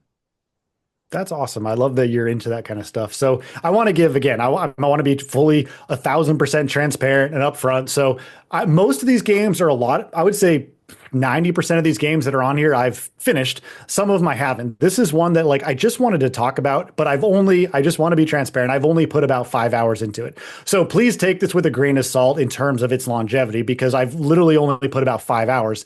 And that comes between playing the demo on PlayStation 5. I played the demo for maybe a couple hours, finished the demo, and then I was going to buy it at some point, but I was away for 3 weeks. I came back and I realized PlayStation Plus gives you a 5 hour trial of this game before you even want to buy it, which is huge. So right now I'm playing through the 5 hour trial. I'm about 4 hours in. I adore it. I really, really love it. The art style is fantastic.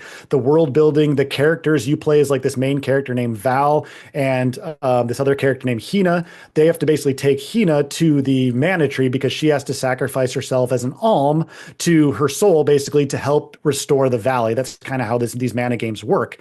And then it kind of unfolds from there as you meet new party characters. It's so beautiful. It's just so many times I'm just standing there in a field looking at how beautiful it is. The combat is good. You can choose different difficulty settings. You have enough different like equipment and ways to change out your character classes. But again, I'm only about 4 or 5 hours in, so I can't really give it a full like recommendation based on anything else but that. But I've enjoyed it so much that I'm going to be buying it at the end of this trial. I'm going to buy it and I'm going to keep playing it. So where it's at right now, I'm going to throw it at the end of A because I really love it. It's really good. I would recommend people at least try the trial or the demo. Especially if you like polished action RPGs, it's really good. But again, I've only played it 5 hours, so I can't speak on the longevity of it. So far, it's an A. So we'll say so far it's an A. You are costing me some money, my friend. I'm gonna add that one. What we got? We got Still Wakes the Deep. That's already been purchased. Visions of Mana and Cat Quest 3 is an absolute. I'm buying that without a doubt. I mean, to be Um, fair, I know you like your physical, but you literally can just try the PlayStation demo for like a half an hour, and at least to make sure you like it. No? nah. Okay, I like that. Now I'm just gonna spend my money. Forget it. I'm so bad, man. It's to be fair, it's the one thing I spend money on. I'm not really a crazy like I don't have any other like I'm not golfing. I've heard from my friends who are who golf like that Yeah. is unbelievably expensive. So I guess I'm thankful Hmm. that I fell into a hobby that's not quite on that tier. This Okay. this right here, Lou. Jeffrey, my bad. I'm just so used to damn No, podcasting. that's Lou. fine. I can be whoever you want me to be. Well, that sounds weird and creepy. Never mind. Don't clip that out of context. I'll be whoever you want me to be. I All right, sorry, go ahead. did. This is actually back to your last point talking about PlayStation Plus. I did check this out because of PlayStation Plus. I jumped in. I don't think it was a trial. I think it was just the full game released on Yeah, PlayStation Plus. day And one, day one, day and date on PlayStation Plus. Yeah. yeah, dude. And it is so for me, I think that for the next part of this, just throw it in Hogwarts 2, the Hogwarts Legacy 2. Instead of having a full standalone thing, I think that's the move because there's something cool here for sure. So I'm surprised that you. I actually, it makes me more surprised that you tried this, considering you've told me that you like Hogwarts Legacy, but you're not a Potter fan like I am. But you never tried something like Animal Well, which is like more of a single player game. So I'm curious, why did you decide to dive into this when this is really mostly a multiplayer centric game? There is some, we're talking about, Harry Potter Quidditch champions, I guess we should say, but My bad. why did you decide to jump into this versus a single player game, for example? I think it's just the simple fact of like it was on PlayStation Plus and I Okay, loved Hogwarts Legacy. Like I loved gotcha. that game to the point where I don't watch movies, but that's one of I don't watch movies alone. If I'm with someone and they're watching something, I'll watch it with them. But like I don't really watch movies alone. But Okay. Harry Potter after playing Hogwarts, that's like on my list of yeah, I'm going to watch those movies now because Let's watch them. Let's watch them. Let's watch them together on a stream. I'd be so happy to watch you watch them because I love those movies. So I have my is channel that nuked weird? have my channel nuked from orbit. That would be copyrighted 7,000 times. No, But it's fine. We'll call J.K. Rowling and be like, it's fine, right? We'll call Warner Brothers. They won't care. You're fine. they won't mind at all. But Yeah. no, dude, it's they have a really unique world. So yeah, I wanted to jump in. Plus, I don't know. I think you know this. I love sports games, Right. Right. so it kind of lines up there. That's cool you played it. I'm glad to hear that. And I'm glad you're converting over to being a Potter fan because as well, again, I have my Hogwarts Legacy book right there. I literally just got this Hogwarts Castle thing from Scotland when we came back. I have Oh yeah. another Harry Potter thing. So, I'm the biggest Potter fan for sure, but this is going to be a surprise. Quidditch Champions is going to be at the very bottom of B for me. he, it hurts to say this again as a big Potter fan because this just wasn't the game for me. Brandon knows when we did our game list for like the upcoming games whenever it was coming out back in August, I said I think at the time that I was really really hyped for this game. However, to your point, Brandon, this either A should have just been in Hogwarts Legacy as like part of the side content, or B, they should have saved this and just put it into Hogwarts Legacy 2 or even a special edition that they're talking about. This just feels like it's not going to thrive in the long run. It's a purchasable game. It's not a free to play all and like again, unless you have PlayStation Plus. The Quidditch itself, playing the actual Quidditch and all of the different positions and how you can switch between, all of the different ones on the fly, keeper, beater and all those things is really clever. The actual gameplay is smart, it's clever, but there's just nothing else to do in the game unless you have friends or you're playing online. The single player component is fine, but that only takes a couple of hours and everything else just feels like live servicey. There's not currently like microtransactions, I don't think, but it all feels very like battle passy, live servicey, and that's fine for some people. But it rubbed me the wrong way to where as much as I love the gameplay, I fell off of this after a week, which I did not think was going to happen. I thought I'd be playing this all year long. I thought it'd be on my top of the games. I don't even play it anymore because not because it's not good, but because it's just not necessary. Right. Does Yeah, that make yeah. sense? So Totally. Yeah, I yeah, totally get that. Like there's really no hook. I can kind of yeah. see that. Yeah. So Well, a game that definitely hooked me. Astrobot. Talking about, you talked about pleasant, just joyous experiences with Cat Quest 3, Princess Peach as well to some degree. I think Astrobot like that's really that that is kind of the main. It's like cotton candy. You know what I mean? It's I'm not necessarily saying junk food, but like it is a just such a pleasant experience. It's so light, so fluffy, just a nice pleasant experience. I hope someone clips that out and that becomes like the box like review is like if you like cotton candy and you like soft and fluffy, then get Astrobot from Unnecessary Rambling. So What do you think about this game, man? How did it end up landing with you? I mean, I this shouldn't be a surprise. I've talked about this enough on the channel. 3D platformers are my ilk. That's my favorite genre. Full blast. I simply adore this. I've 100%ed it. Even all of the new content that they've added. I got the platinum trophy, and that doesn't mean necessarily the game's good, obviously. But like for me, if I go out of my way to 100% and platinum a game, it's only because I adore it so much. I don't want to be done with it. Once I finished up the main like everything in Astrobot, I so badly did not want to be done with this game. Like every fiber of my being wanted to just be in this world. I just kept going back to stages, which I don't do unless I have something to do normally. Every like speed run level they've added, I've played immediately. I would never do that for most games. They just added a Christmas level, and Yeah. it's literally so enjoyable. And all of this is free. They're just adding these levels for free, and that's incredible. So if you like 3D platformers, this is an absolute no-brainer. Like it's right up there with like Super Mario Odyssey is one of my favorite 3D platformers. It's literally right up there. It might even like just go above it, which is a huge testament because it's so polished, it's so whimsical, it's so gleeful to use that word from before, it's just it's the collectibles are easy to collect. You don't feel like you're overwhelmed by it. You want to see every aspect of the stage, the level of diversity in the stages, the gameplay variety. When you become a monkey or a frog hands, or you become a little octopus thing to like shoot up in the air, like I've never seen a more creative, polished, enjoyable game outside of Nintendo's first party. Right. It's my top of S so far, without a doubt. So. Wow. It's so good. Nice. I've put about 18 hours into it, and I can't wait to keep playing anything they add, which I think is a huge testament if you can't wait for the next tiny little piece of content. So And it feels like they are just primed for the sequel to be like a whole different level too. Yeah. That team, they got some sauce. I'm so glad that Sony allowed them to get away from VR.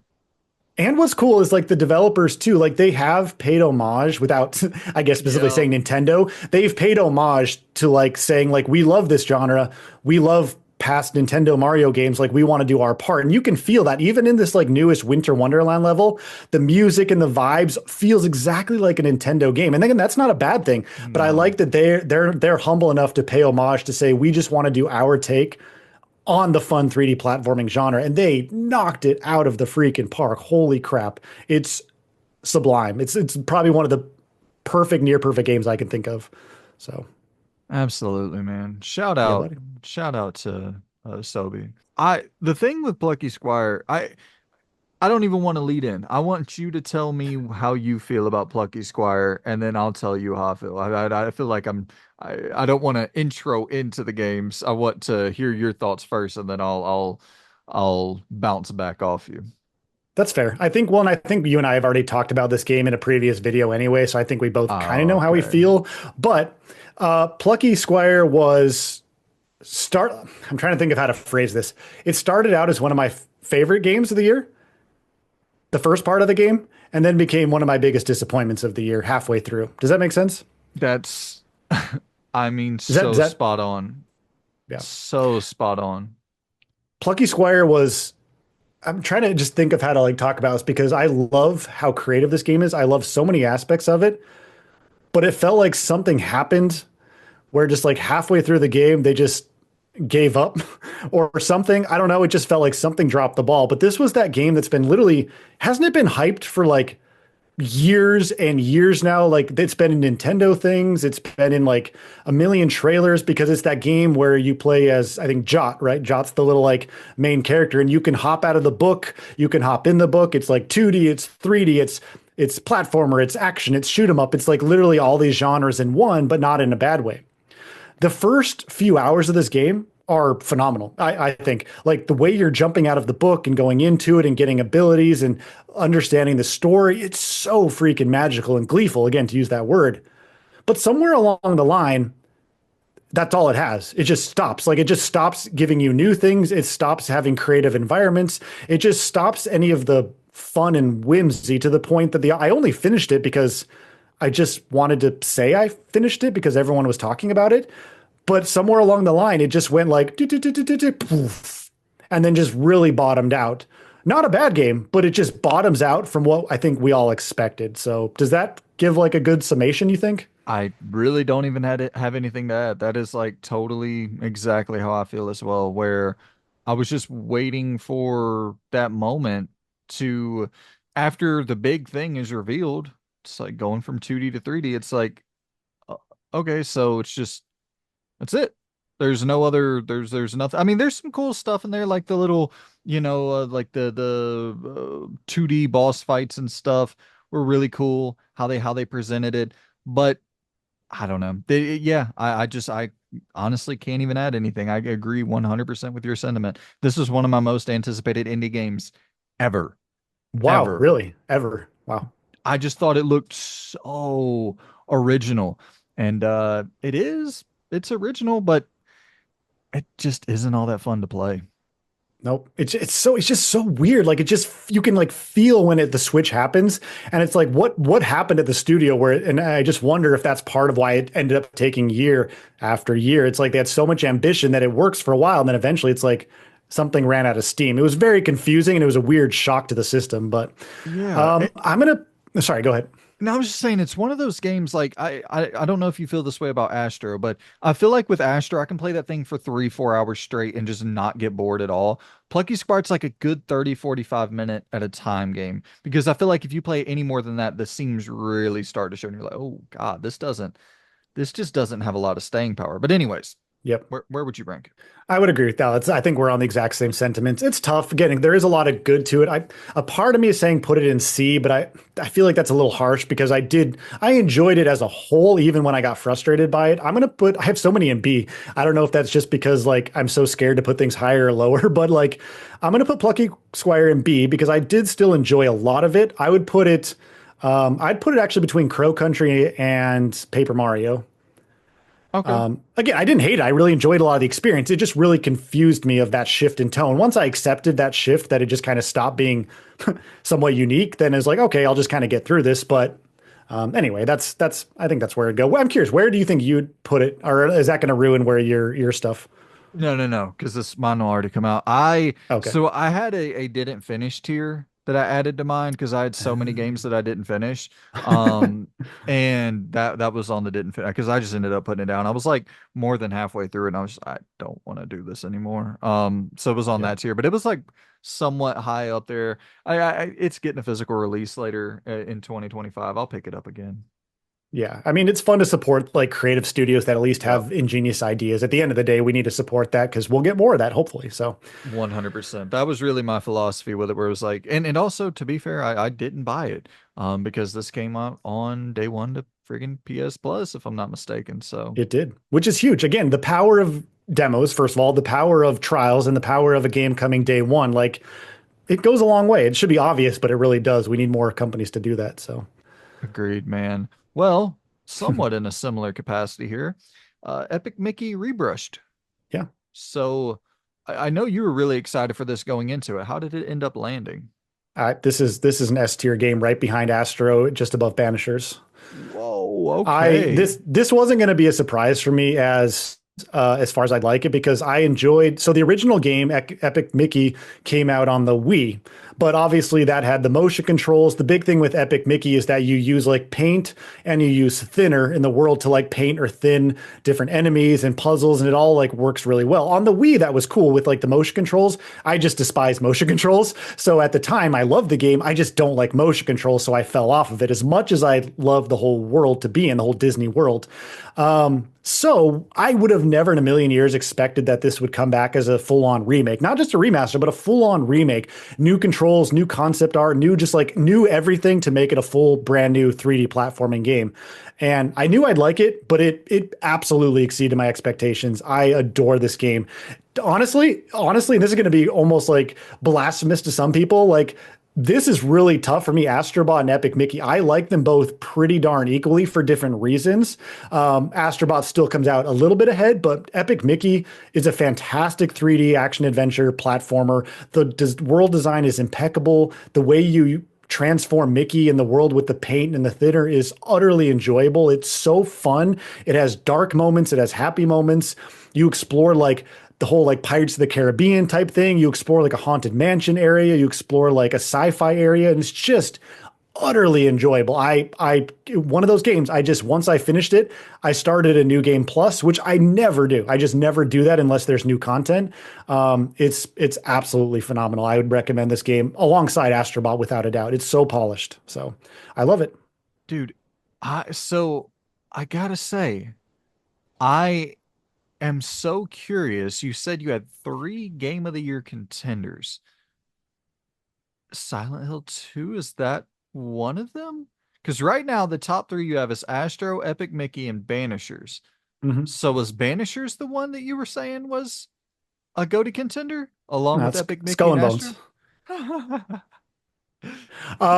Well, I mean, that's whenever you want to get on to the next game, I guess we'll talk about that. Oh, okay. Ooh, So we're do you have anything here. to say about Epic Mickey? I'm just curious if you'd be interested in playing that because I think you'd like it. I do think you'd like it if you like Astrobot, even though they're different. I think you would really like it. Do you have any interest in playing it? Well, I will say the mechanic that you were talking about, I started playing Okami after the Hmm. sequel guy, and I've played a little bit of it before, but never really dove in, and I don't think I'm gonna really dive into it this time either. But I do like that mechanic a lot in Okami, the whole, the paintbrush mechanic. So that mechanic sounds interesting in Epic Mickey. I'd be curious to check that out. It is I to be honest, I probably won't dive into it, but I Okay, do interesting mechanics like that really do they sing to me, and I appreciate the fact that they're even included in games. Like there's so many games doing the exact same thing that all the other games are doing.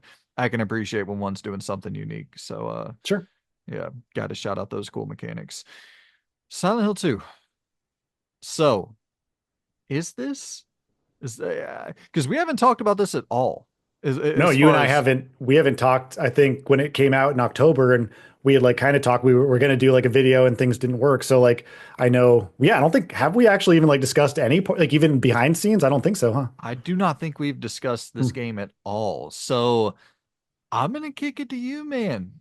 How did this end up landing for you?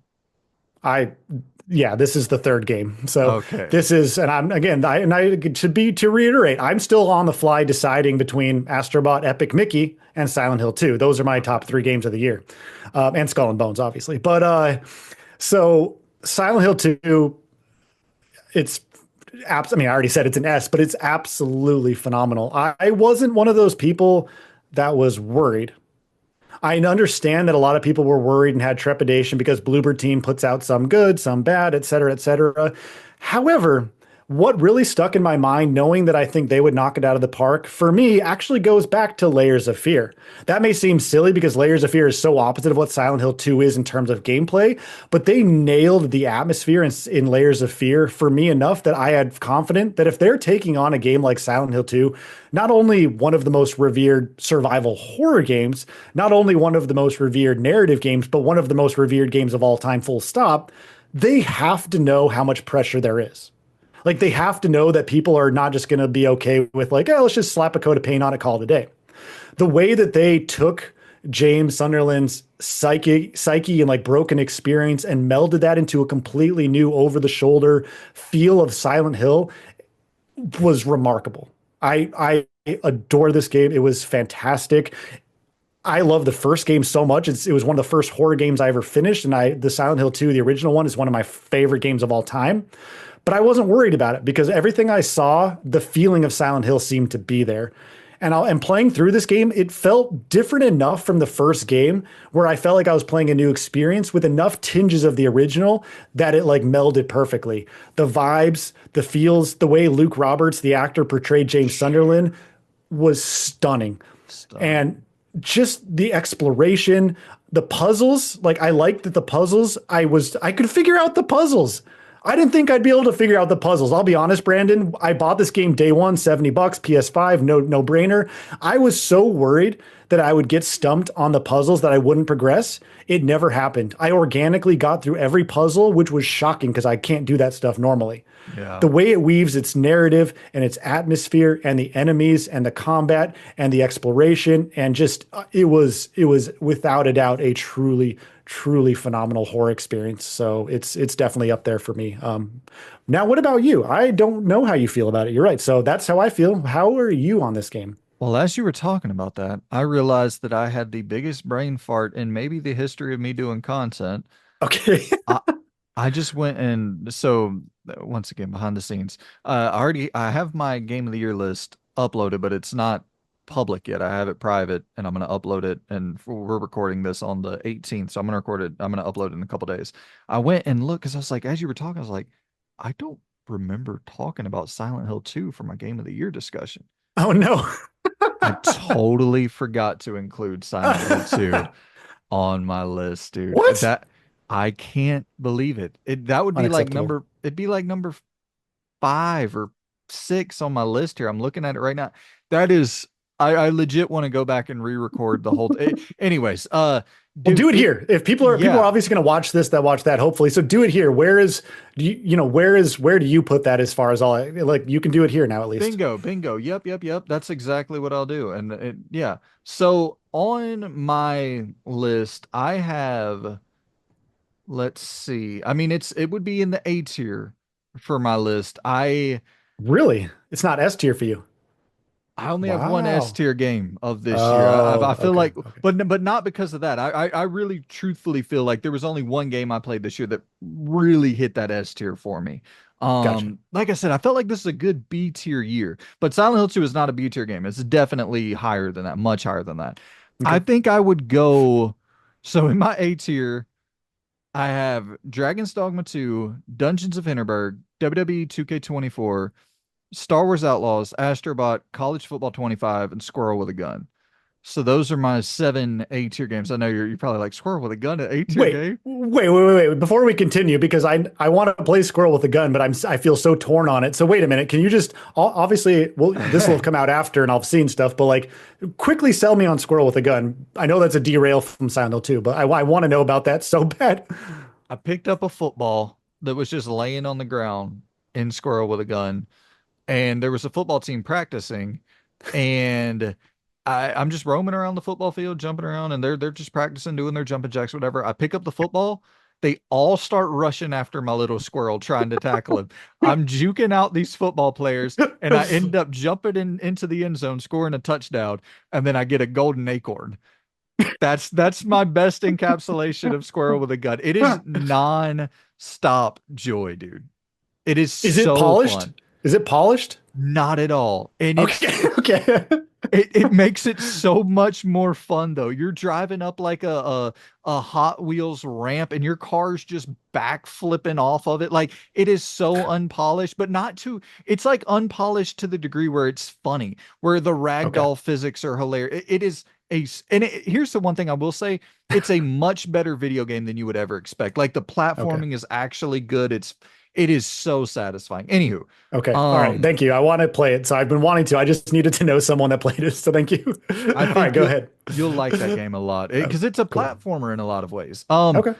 I would go above Star Wars Outlaws, above WWE 2K24. Oh my God, man. How did I forget this? I mean, Seriously. it would be my fourth favorite game of the year. You should probably close down the channel at this point. That seems a little bit too unforgivable at this I, point. People are I gonna like unsubscribe because of this. So I really feel like Don't unsubscribe. I'm unbelievable. kidding. Stop it. I feel so stupid for that. Whatever.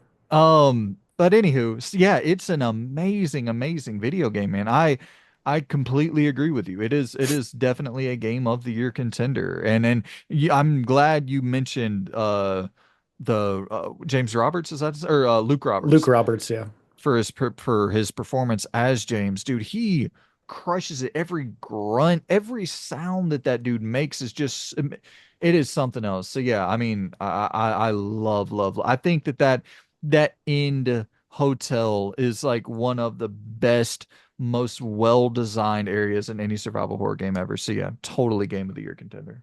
that's awesome, man. Did you? I can't remember. Remind me. Did you finish the original ever? Yeah, I Oh, so played you have. through. Okay. I played through Okay. one, two, and three, and then I just That's was awesome. like, all right, I don't really want to play any of the other ones right now. Yeah, So that's fair. yeah, but this remake, I mean, I would take this remake 100 times over the original. Yeah, I mean, I agree with you. It's a huge, huge props to Bloober team for like knocking it out of the park. That it's again for any game, and because you and I have talked about this in the past, where like getting stuck, having to look up stuff, all that is just really frustrating. If I go back to the original Silent Hill 2, as much as I love it, I still get stuck and have to look things up. That's Yep. fine. But like with this one, it just somehow naturally organically keeps guiding you, which I huge that the game design to make that happen must be so hard. So yeah, that's so for me right now, again, I want to be clear. Astrobot, Epic Mickey, and Silent Hill 2, I'm not deciding that yet. Those are the top three. So for now, just put it behind Epic Mickey. That's Okay. not saying anything. That's just me saying those three are my top three games of the year, which I guess is a spoiler for the last three that we have, that none of those are going to be my game of the year. But those are the three that I have so far. And I think I know.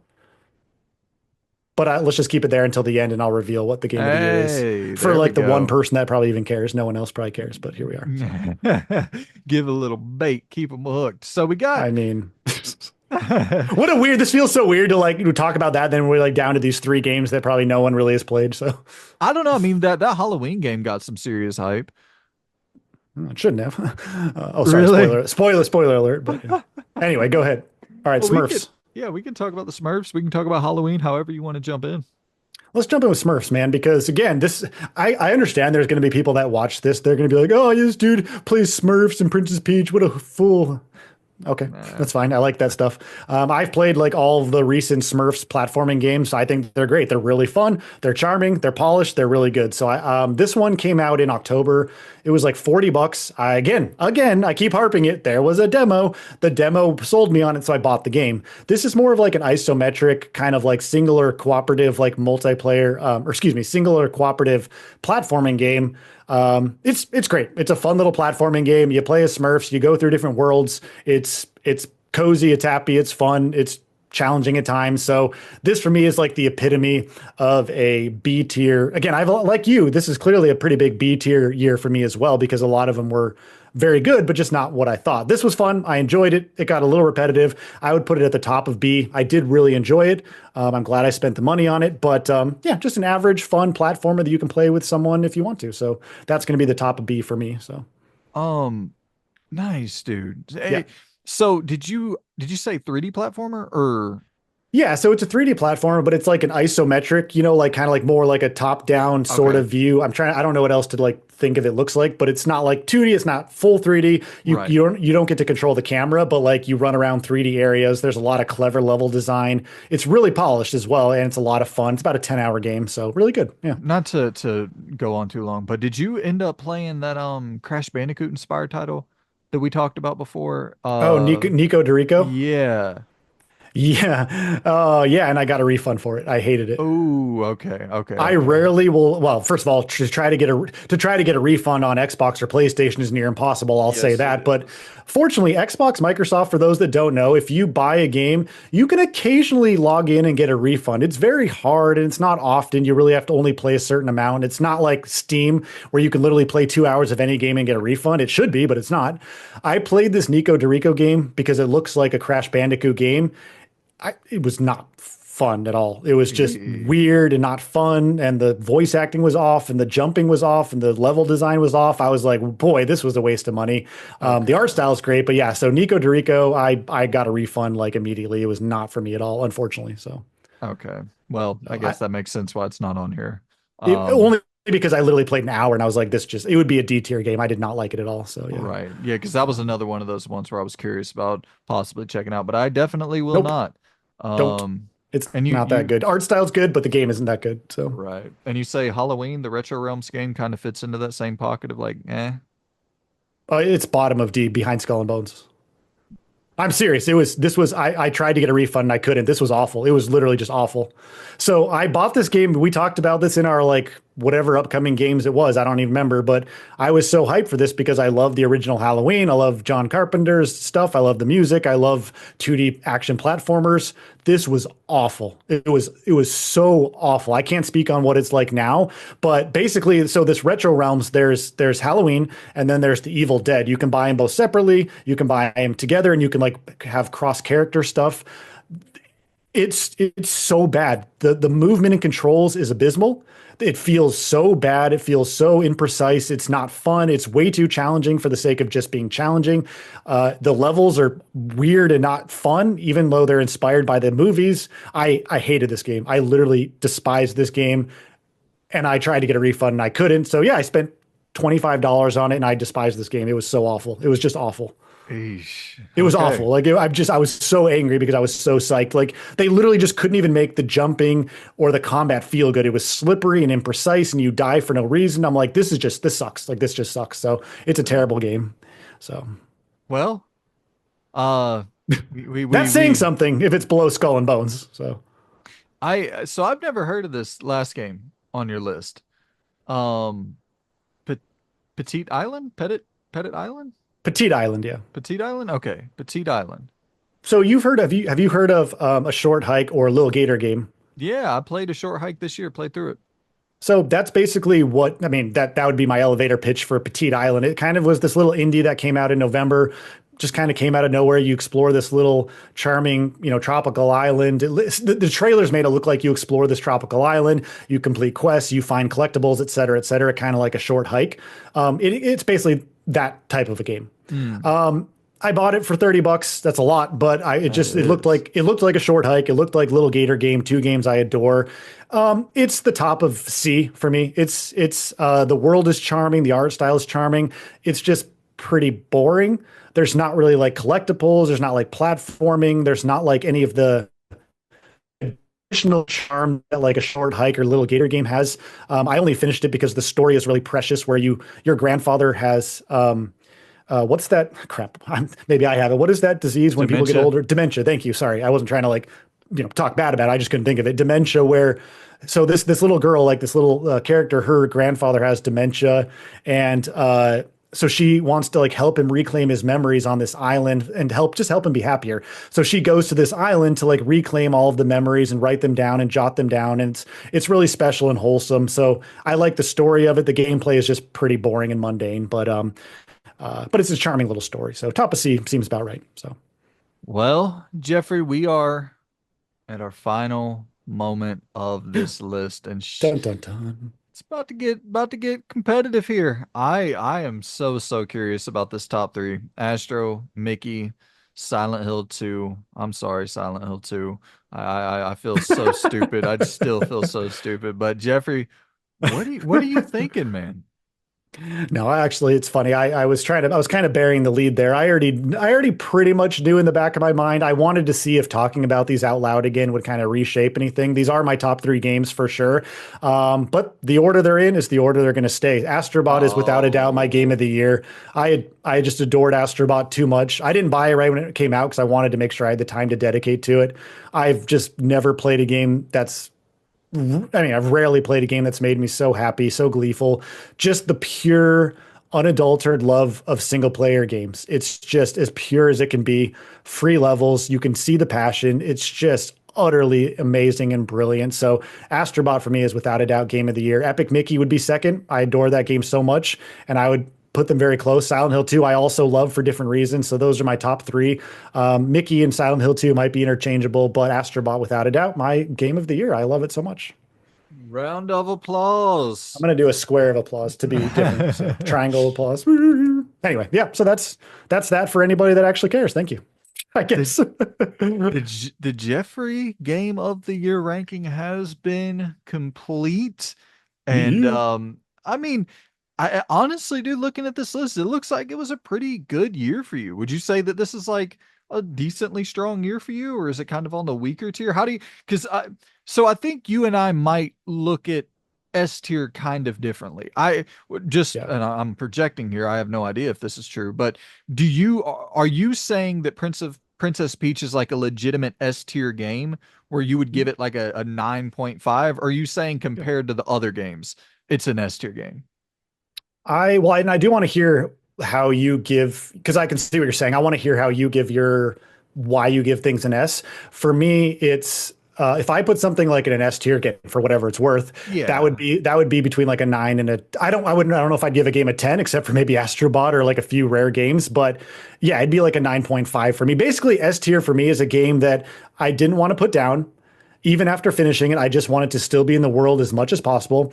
I want to go back to the game. I start a new game. I can't stop thinking about the game, or I compare other games to it. So those are kind of my five pillars for an S tier, which is why all of those ones are up there. But the top three, obviously, and the top one are the ones that just rise above the other, the cream to the top a little bit more. Yeah, I think that that's actually interesting, just how people look at tier, because it's like you said, who cares? Yeah. Nobody, a tier list, not saying your tier list, who cares, but who cares about, I mean, I you don't, know, who cares really? You're right, though. So yeah, no one else but cares. So. who cares about positioning of a tier list? Who cares about the lettering? Like at the end of the day, it's just a fun way to discuss games. It's just another instead of doing a top 10, here we go with a tier list instead. It's just another variation of that.